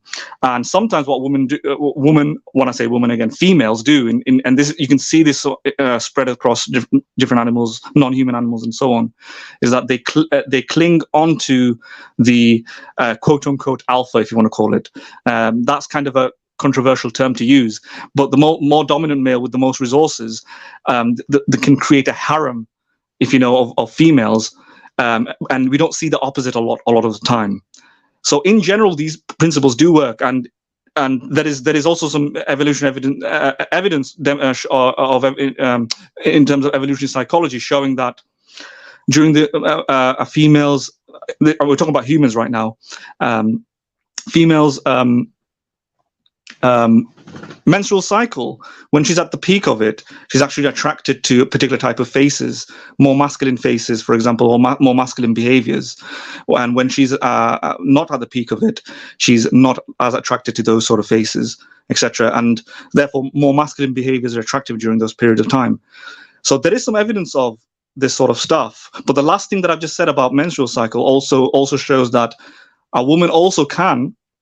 And by the way, during these peak stages of their menstrual cycle, they tend to be a bit more adventurous, females that is, in the sense that they tend to step out on their partner, their long-term partner.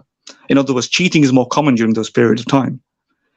So But the reason I'm raising this evolutionary biology argument is because this is kind of like the argument that I've heard some of the best arguments, I would say, in defense of polygamy for men, but not for females. But the evidence actually shows that it's true, actually, that men do tend to have an affinity for more partners than females. On the other hand, it's not exactly the case that females have zero affinity. Females do have that as well. They tend to go into their own adventures during particular times and particular stages. It's just less common. And if this was a God-given morality, what it could have done, because if you look at polygamy, it's actually quite conditional. Only men who can provide X amount of resources should engage in these polygamous relations with more than one wife. Only when it's sustainable. Only when he can be equal in regards of the distribution of his property and assets and so on. Yeah. So my point is, it could have been. Yeah. Are you there? Sorry. Let me just finish the point. My point is, it could have been conditional that those women who can, because hormonal stages of the female is, although there's general patterns on average, there are exceptions to the rule. Just like some men are taller, most men on average are taller than women, but there are some men who are shorter than some women, right? In the same sense, there are some females who exhibit atypical tendencies in hormonal behavior, in her sexuality, etc. It could have been conditioned that females who are capable to have more than one partner, they should be the ones, just like males who are capable of sustaining. Because it's not a rule for everybody. God doesn't command every man to have more than one partner. So it could have been stipulated under constraints that the female who can, and today we know many women can, the females who go into pornography, for example, they're having multiple partners. So it might be a limited sample of females. It might be the exception. But go on, sorry. Madan, sorry, interrupting. Yeah. Even without the pornography point of view, there are females, there are women who are hypersexual. There is a condition called hypersexuality. You know that. Yeah. There are a lot of women who are hypersexual, and it's kind of a mental condition or physical condition where they need a different partner almost every day or every week or something like that. And yes. I mean, it's a biological condition. It's not something that is there in their head or something like that. So that is one point that I wanted to make. And the other point that I wanted to make regarding the monogamy and polygamy kind of a debate is that in humans, and one of the reasons I think, and I haven't read much literature on it, but one of the reasons that I think that monogamy has prevailed is because of the turnaround time for the infants or for the kids to grow up. Basically, human kids take a long time to become independent. Basically, it takes them to become independent longer and longer, and it has taken, as if you see evolutionarily, the graph has gone towards it sometimes takes them about 15 years or so to become independent. Now, at least what we see. In earlier years, it was probably about 6 years or 7 years or 8 years, something like that. But if you look at some of the other animals in the animal kingdom, for example, the big cats, basically, their cubs grow up within 1.5 years, they can become independent, basically. So you see, you free up much earlier, and then you're free to go and hunt for another male partner or something. So that dynamic changes completely in terms of this monogamy and polygamy debate. Pretty much, you see why humans tend to have more monogamous relationship. At least why women want more monogamous relationship. Also previously, I think what he is referring to as if I understand him correctly, that it is accurately, yes, it is true that biologically speaking, women, they have limited number of eggs, if you will. Just not like men who can, ejaculate every 10 minutes or so. So they typically invest more time and resources, to have an offspring, or have a mate who's biologically strong. I understand this, but that was and they're very selective about it as well, because, as you just said, because there's a limited amount of eggs and the number of children that you can have. Yes. They will only mate with very specific males. Yeah. That was the time when humans were evolving, and we didn't have this security which we have today. I think our behavior. Well, keep in mind those evolutionary instincts developed over time for a long period of time, and they continue to be the case today. Even though, so it's called the evolutionary mismatch theory, right? Although the technological advances and societal and civilizational changes and transitions have occurred, right? The internal hormonal environment within us is still stuck in the savannah, right? But my question is how long? Because I foresee. I mean, I'm not a prophet, but I could predict that within 100 years or maybe 200 years, this process of mating male and female, you may not need this at all. I mean, you can, generate or create babies in artificial wombs. I think there is someone is already working on that, and you may not need this kind of biological process at all. So there was a need because our species, survived. It wanted to survive long. Yes, there was a process, and everything went according to, as you quite eloquently put it. But now, after this long evolutionary history, we are now at the point where we say, okay, we don't need this anymore. And I can assure you that some of them, great minds of scientists, they're already working on it. So I agree with you. I mean, in terms of artificial wombs and so on. However, I don't think that's gonna what that's gonna do is change our environment, our hormonal environments within us, right? So exactly. Artificial wombs is not going to make environment change. You don't think that when the environment changes, the evolutionary process will change us? It will. But because evolutionary changes take a longer time, right? They're not going to change in a century. That involves the endocrinal systems and so on. So, and that would take more than hundreds of thousands of years, etc. So that's already the case today. The environment, for example, has changed regarding our genes for depression, or our genes for that are catered towards our taste buds, towards affinity towards sugar. Right? We have a disposition towards sugar primarily because there was a scarcity of sugar for energy, and sugar was a deprived source at the time in the savannah, and it took a while to find. Now we have an abundance of sugar. Right, but our taste buds, orientated and predisposed towards finding sugar tasty, has not changed, right? Because that's going to take a long time to change. As a result of that, our predisposition to sugar and the immense abundance of availability of sugar has resulted in obesity and so on. So basically, what I'm trying to say is that certain biological genetic traits that configure us to a particular environment. When the environment changes, there's a mismatch, and it's actually called the mismatch hypothesis, where there's so many traits that we have that are still in active expression, even though the environment has changed. And that might be also the case with artificial wombs and technologies. Female and male nature may not change completely, irrespective of technology. Well, yes, we can disagree, but I wholly agree somewhat. I would say I will agree with you 90% of that. But I also see that technology is actually making some changes which happened in last 100 years. For example, the average age in 1800s was something like 50 or less than, or around 50. But within these 100 or 200 years, it jumped to 70, or in some countries 80 years. So that is a change, evolutionary change, I would say, biological change, which happened within 100 years.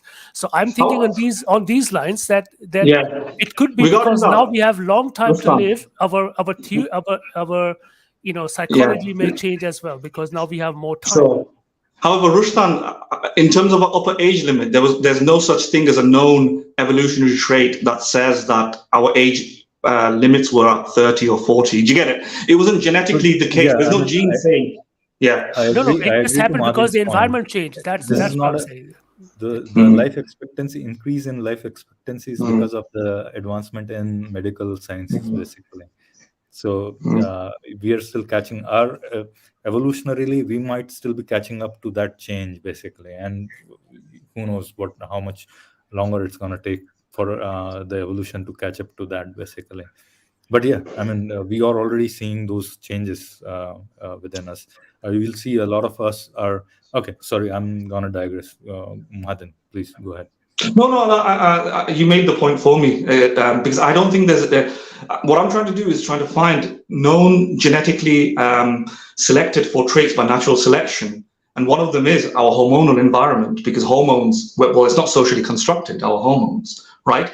The fact that oxytocin attaches a female to a particular partner, the fact that estrogen makes her more empathetic, and so on, emotional. And these are generalizations. Women have these hormonal, differences between men and women in general. Obviously, some women have more testosterone, some males have more estrogen, and so on. But in general, there are differences, just like there are average differences between male and female heights, but there are exceptions to the rules.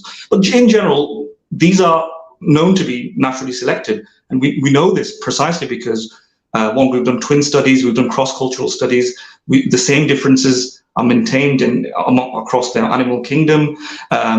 When for example, when you give when you try and raise a child, for example, when you try and raise a female child as a boy, for example, during puberty, she ends up displaying typical behaviors of a girl, right? So when puberty occurs and our expected hormonal changes occur in her body, she becomes more like a girl in her personality and behavior, even though the society is treating her as a man, as a boy. This seems to be a biological facet within us, and is most likely not socially constructed. It's most likely hormonal. And we know, and if it's hormonal, it's most likely genetic.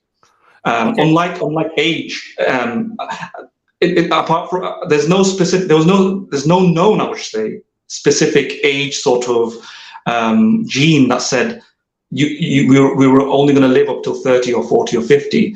Nothing like that, anyway. Far as we know, there might be an upper age limit, but that's not necessarily genetic. It might be more to do with other things. Okay, I have a question. This is of not directly related to this discussion we are doing. What if there are these attachment? You spoke about the women, emotional and social attachment with men. Will these be with the robots we are developing? And let's say they are almost human-like robots. It will be the same with these biological or mechanical robots, as you think these attachments, the woman you do attachment to? I have no idea. I don't know. I don't know. That's like a dystopian future. That's a very hard question to answer. Obviously, the robot. Yeah, that's a difficult question to answer. Yeah. Obviously, the robots will have certain forms of behaviors that are not human-like. I saw a documentary on YouTube, and it was from I think it was from Japan. Yes. In Japan, there is a problem. Some of these, they have a decreasing population because most of the male and female, they are. I'm sorry to just interrupt. But I do need to go. Right. I did come planning that I'm going to speak for half an hour, so I apologize about that, Rustan. Okay, if you can, no problem. If you can just, I'll listen to what you say. Say it to the stream, and okay. I'll answer it next time. Okay.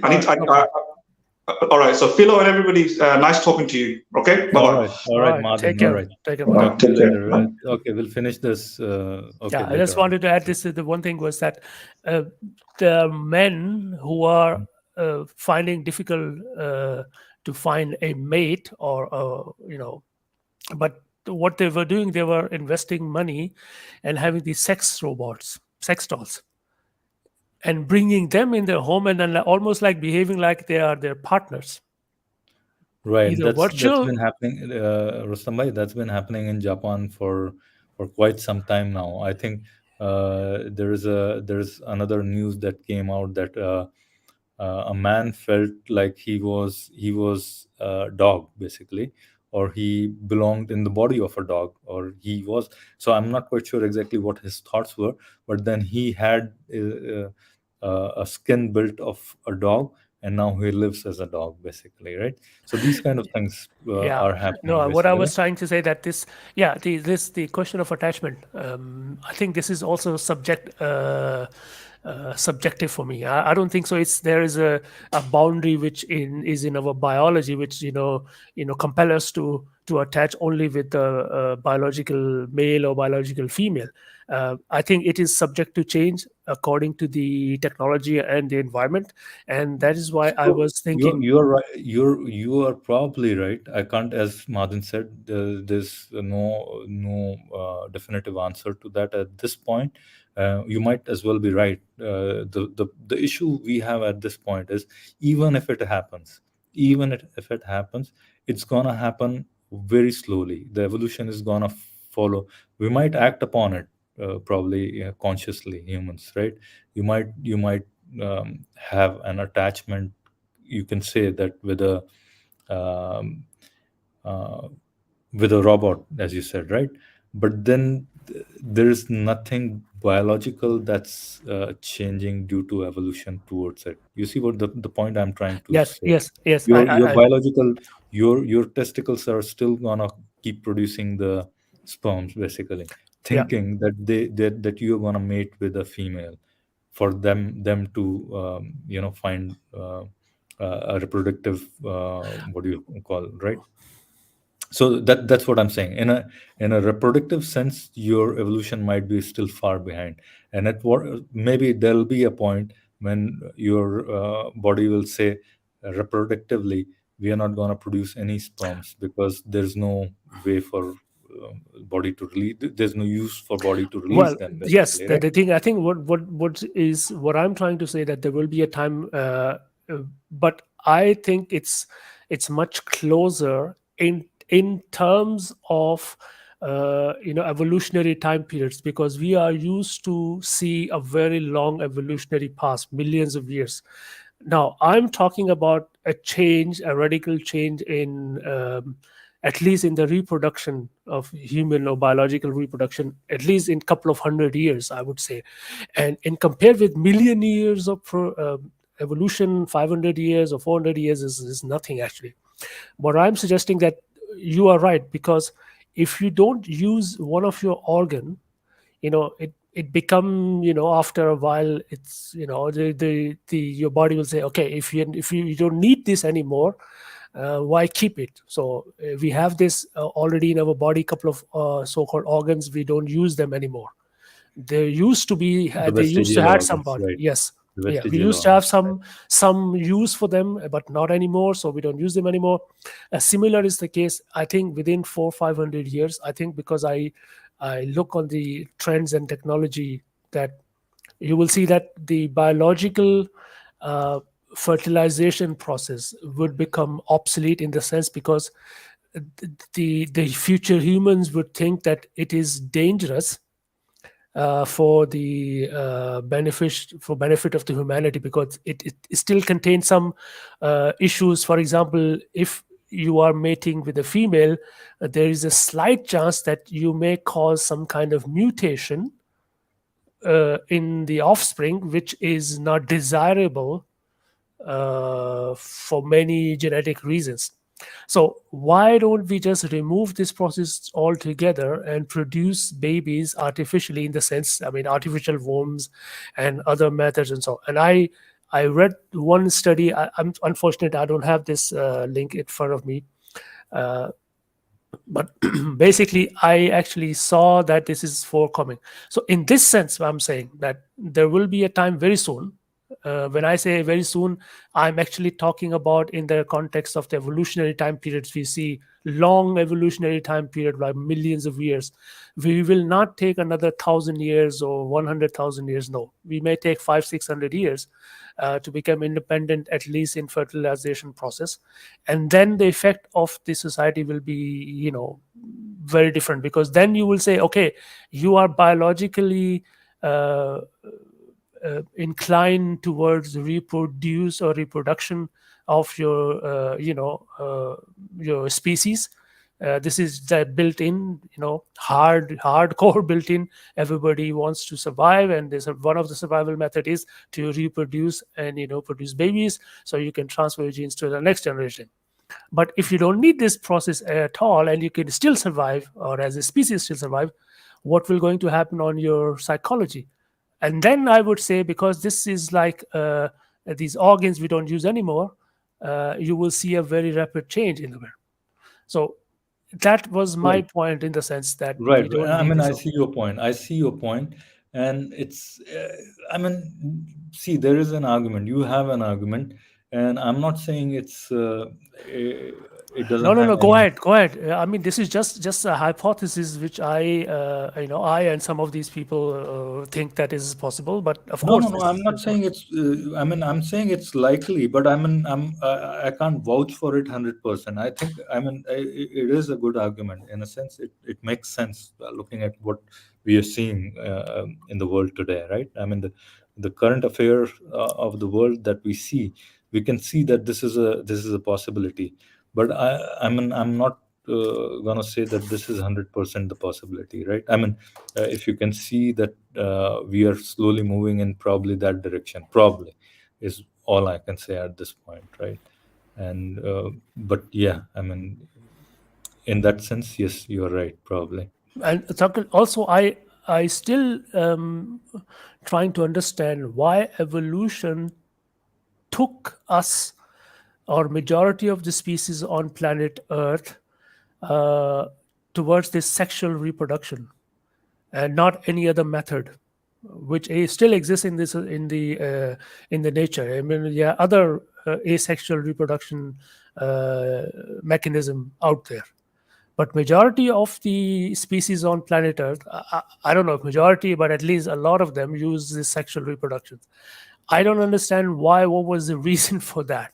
Yeah, I think you're right. Majority of these, at least in the animal kingdom, are sexual This male reproduction. and female, Right, mate. right, Yes. right.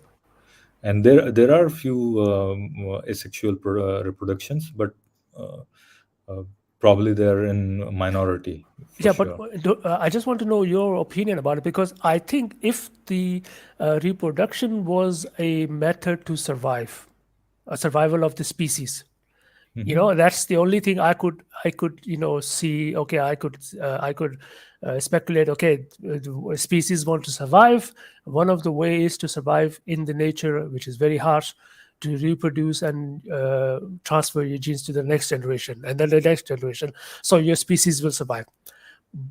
But there is a problem So with this kind of reproduction. the only one point I can think of, and I'm pretty sure. See, I don't have any idea on this, but the only one point I can think of, why is there a majority of you know animals within the animal kingdom having uh, sexual reproduction between a male and a female instead of having asexual reproduction, is probably, I'm thinking, is the genetic diversity that is given by um, male and female sexual reproduction.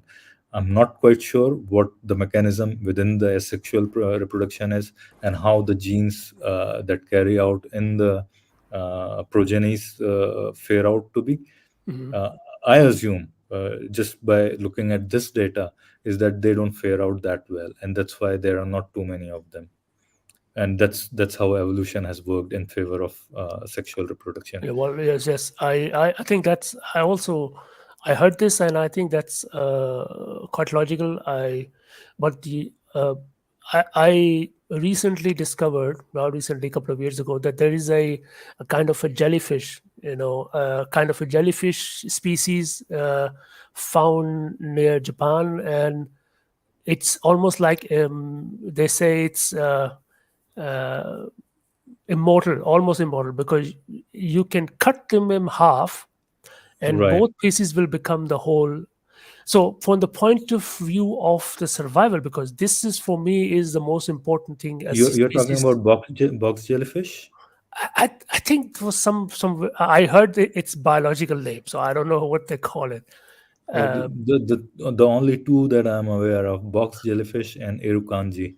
Irukandji is usually found in Australia, No, there but was in they are near the found in, Japan. huh? It Yeah, was but they are also, we see box jellyfishes are found good for in well, yes, Australia and Pacific Ocean, a large part yes, of yeah. yeah. So for the point of view of the survivability of a species, this is perfect. I mean, you cannot practically kill that. And it's there. It's always there, and it's there Right. for a very long time. But in the context of sexual reproduction, there is a there is a real problem, and it happened quite often, that during this transmission you can damage your DNA or your genes, and having these mutations, which could lead to destruction of species. And we have this evident, for example, from Neanderthals, for example. They were not very sophisticated, Right. but a gene mutation in our species, in Homo sapiens, gave us an upper hand, which actually led to the destruction of Neanderthal. So from the perspective of Neanderthals, the sexual reproduction was not that good, because the mutation they were looking for, they didn't get it. We got it, Right. and we Right. destroyed them. Right. Right. So Yeah. And I just sorry, wanted go ahead. to find out this mechanism, why with this so many dangers, the evolution still chose to have this mechanism. And okay, I can see the end results. Yes, we are here, and we as the dominant species. So okay, maybe evolution know more than what we think today, because it has the whole time and all the knowledge. Maybe this unknown process is more intelligent than we are, because Right. in the Right. end it made us successful, in so much so that we could sit here and speak and talk about this process at all. Right. Right. Right. Yeah, And but see, one more thing is that I'm not saying that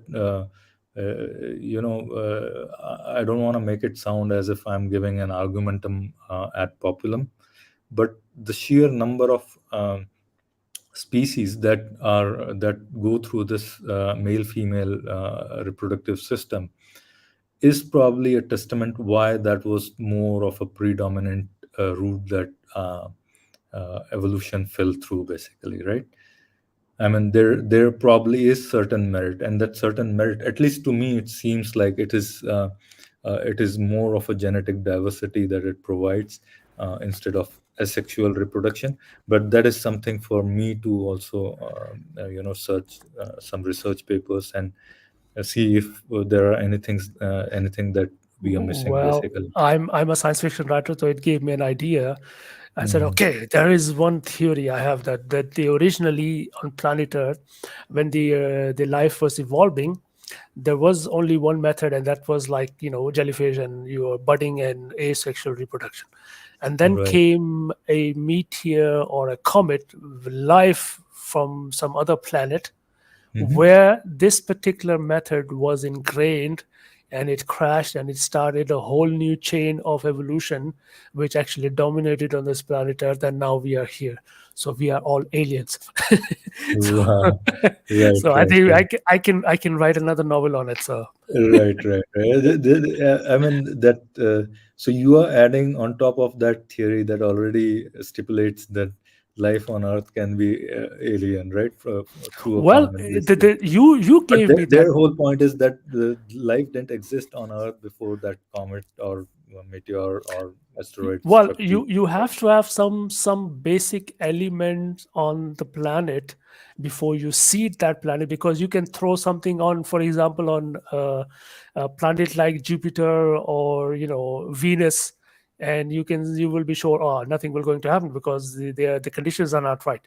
But at least in the case of Earth, there was a time in the history where if somebody was looking for a planet to seed the life, if it's, this is a perfect place, we can send some our genes or this thing, we already have this knowledge, just right, throw right. this thing, it will going to work. Yes, Primordial life, basically, whatever you know. And some says there are some conspiracy theories who say that, just like you said, just like I said, the human baby need a lot of time to become independent. It is unusually long. Right, I right. mean, if you compare with other mammals or other Mhm. species, I mean, our babies take a lot of time. This is, I find it quite unusual, because from the point of view of the survivability, this is very dangerous, because basically you are uh, uh, putting your energies as a parents, Right. that instead of survival, you are actually looking for your children. So that a lot of that has to do with how we have built societies. So our defense mechanism shifted from individuals to a group of people or society, basically. And this is what you see if you go to the jungles of Masai Mara or Savannah or whatever, right? And you Exactly. see a wildebeest giving birth to her baby, basically. You see within 2 hours that baby starts to walk, Walk because and run. there's Yes. no other there. Sorry. Yeah. Exactly. So Exactly. that wildebeest starts to run, even not just walk, just starts to run within 2 to 3 hours. And that's the reason why, because the life is really difficult over there. If you don't start to run within 3 hours, you are as good as dead as a dodo, pretty much. You know, you'll become extinct pretty quickly. Madin has posted some. Madin, come back. You can always join back. Yeah, we're actually Your talking about your this about your conspiracy your theories now. thoughts will be highly valued here, right? Yeah, we are No other dealing place with. can value your thoughts as much as here. I can assure you, Yeah, Madin. because this asexual and sexual reproduction, it always bothered me why. Uh, I know there are some questions which are very difficult to answer, but I just wanted to know why there's a sexual. Because for me, sexual reproduction is dangerous, because it has this uh, possibility where the genes, or you could cause some mutations. Uh, if you have this, even if like a 1% chance of causing mutations over the time period of like millions of years, that's very destructive, because you could change the I don't know what kind of uh, nonsense you can create.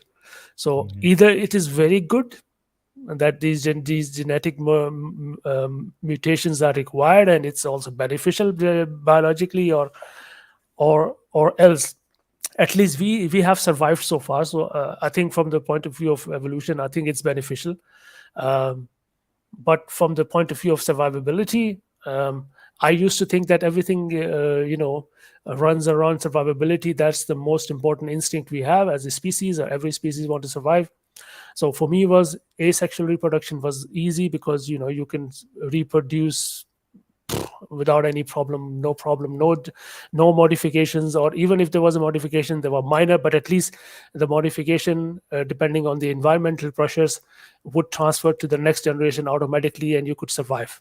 That was for me an easy solution, but the evolution didn't take this easy solution. It went to a moderately difficult solution of sexual reproductions, and that was very interesting for me to see, okay, why, Yeah, what was I the think reason for I that? may need to read a little bit more on that. My logical mind would say that asexual reproduction is more likely to be destructive than male and female reproductive system that we see quite abundantly. But I could be wrong. I need to probably read that a little bit more. The one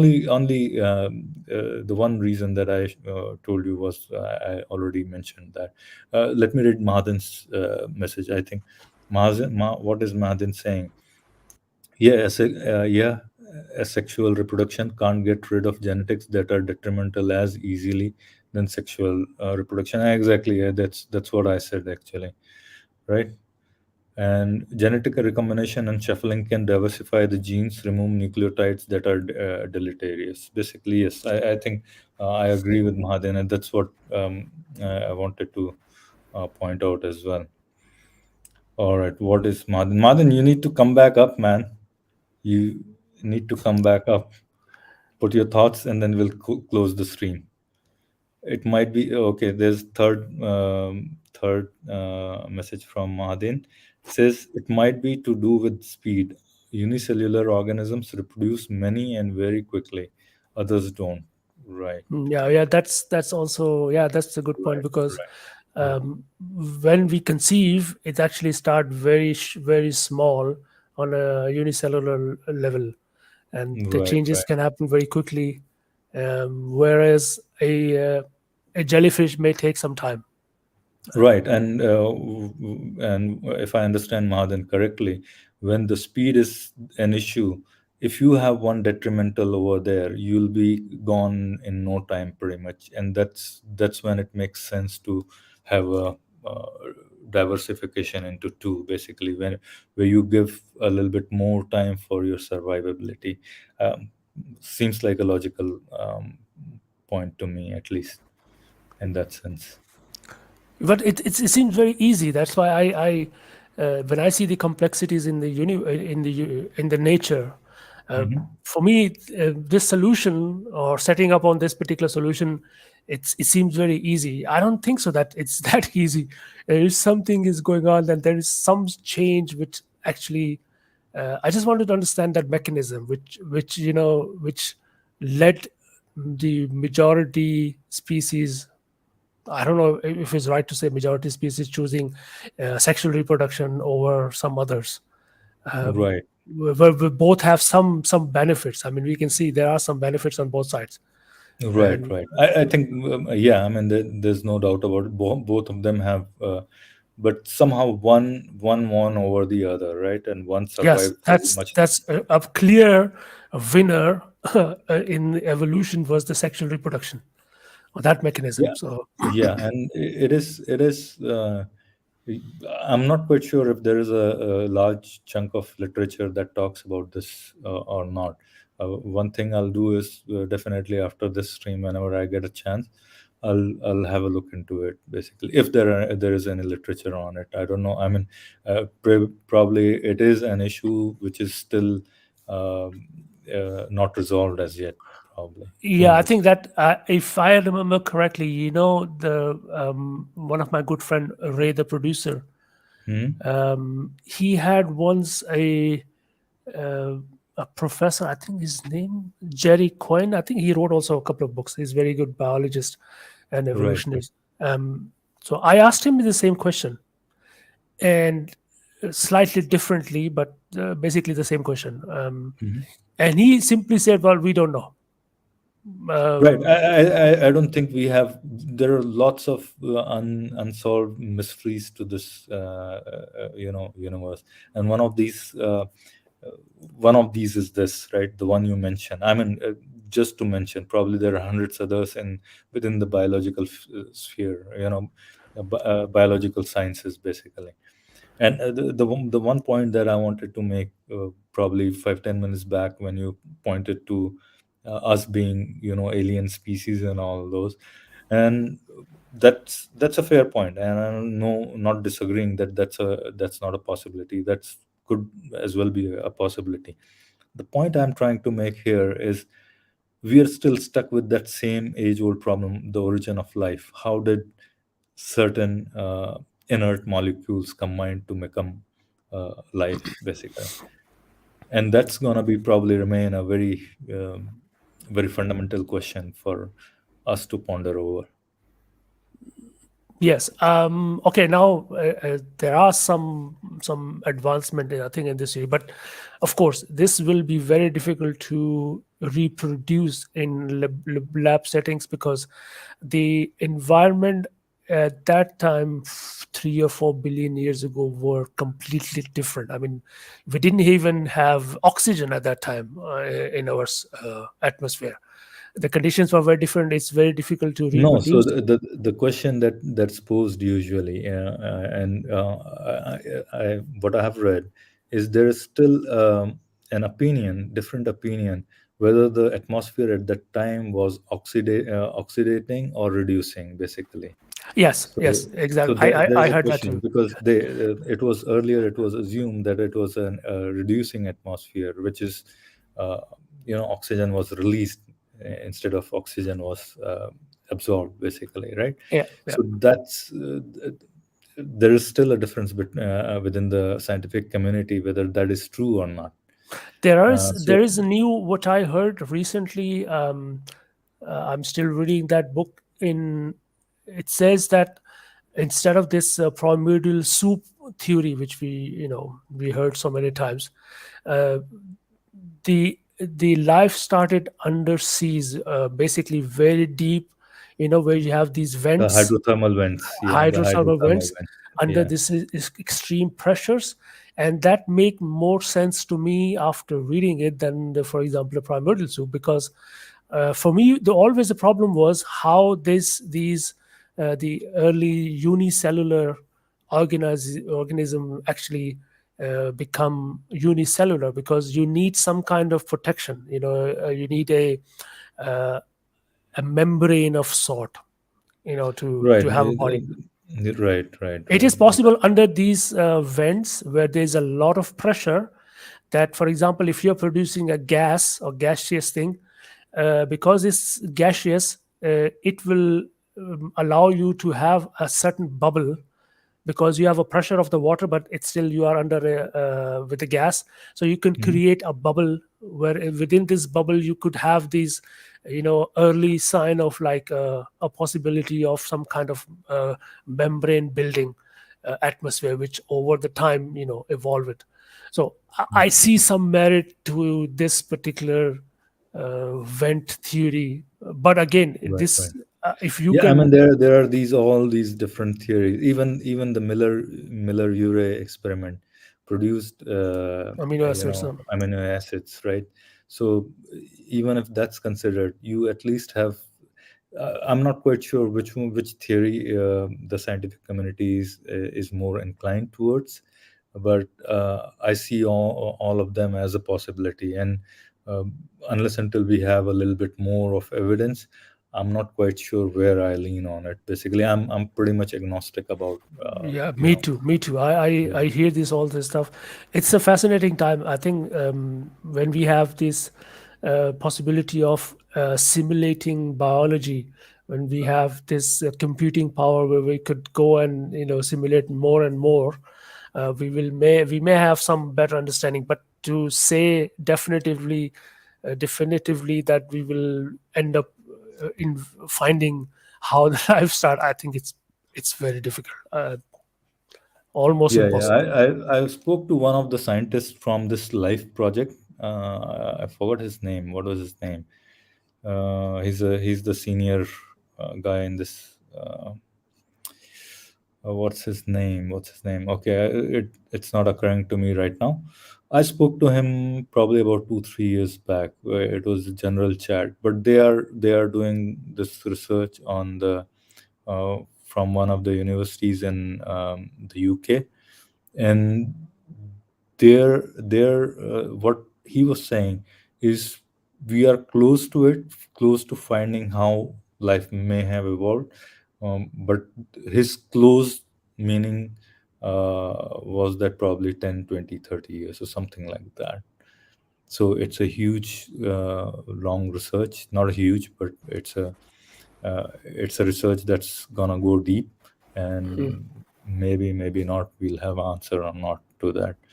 But there the I think that guy debated with another guy you probably might have Do you listen to Unbelievable show by Justin Brierley?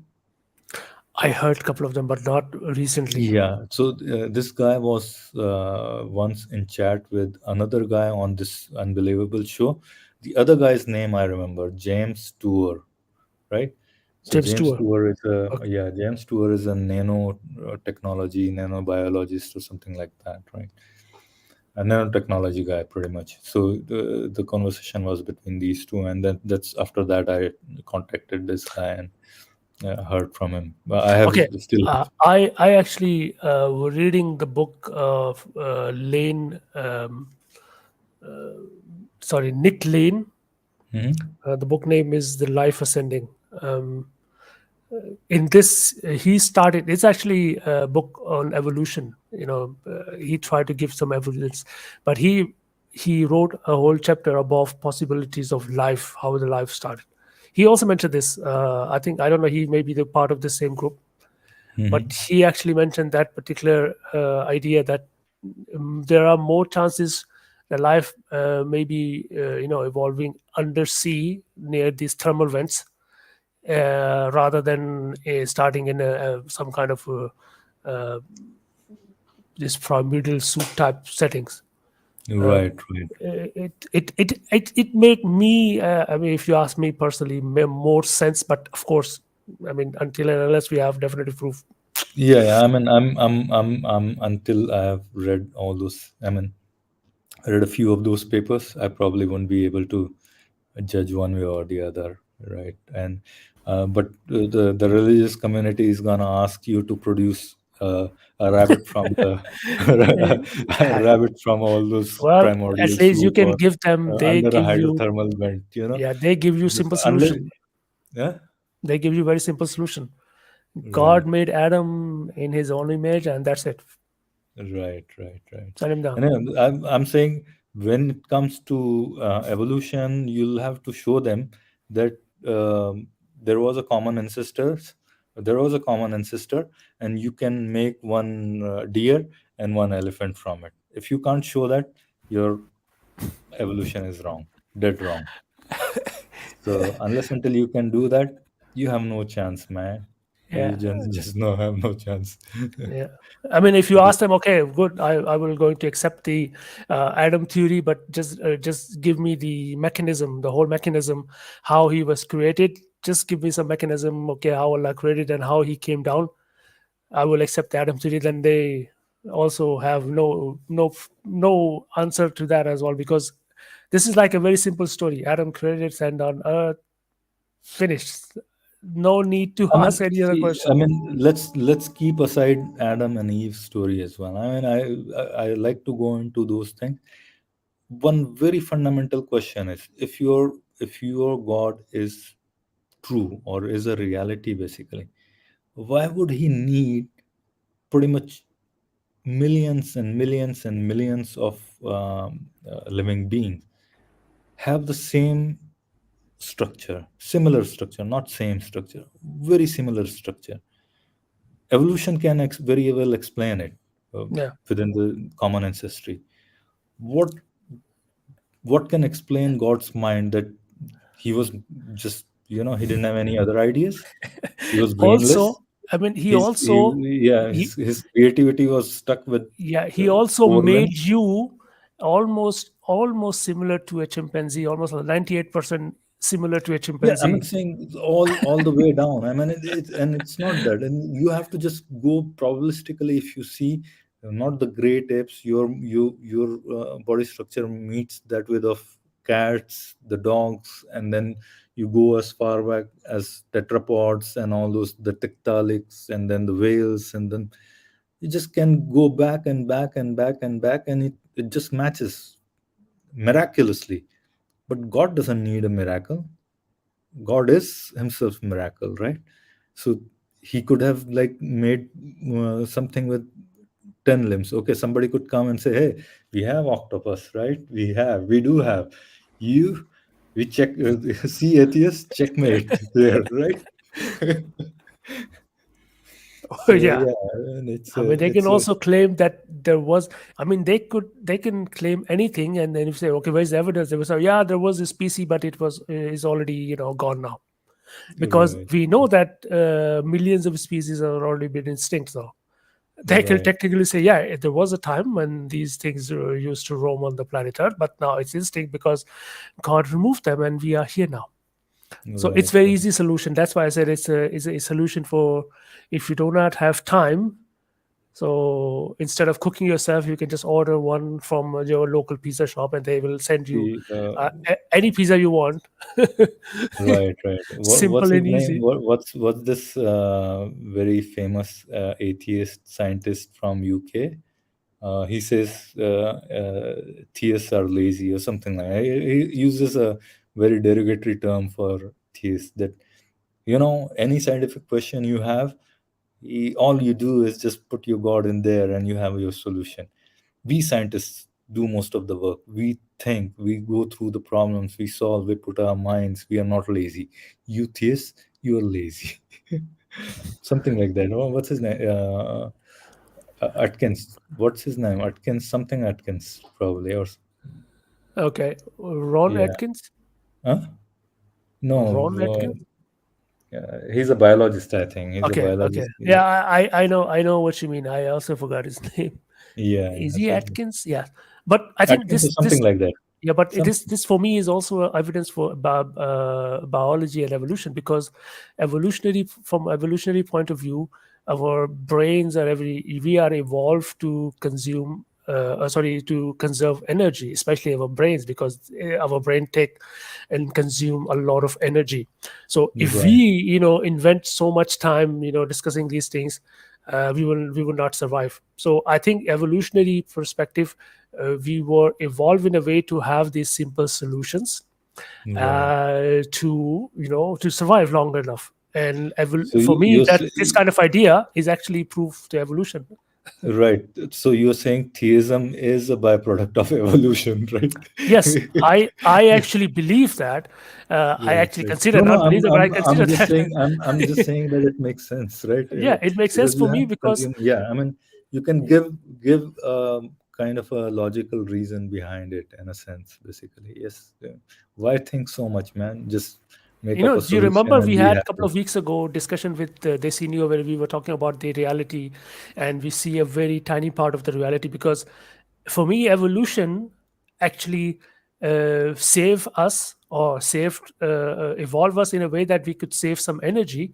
So instead of Hmm. focusing only the things, instead of focusing things which out there but not beneficial, evolutionary beneficial for me, it evolved me in a way that I see a very tiny part of that so-called reality, Reality. Right, which is right. only necessary for my survival. And just like we gave this example of this computer desktop, where Mm-hmm. only the necessary things which I need to run this computer is in front of me, and the whole computer behind, which I know exists, but it's useless for me, because I didn't need to know what a processor or transistor do. I don't care. this Mm-hmm. is this is a useless information. If I go and find out everything before I run or write an email, it will take a lot of time, a lot of energy.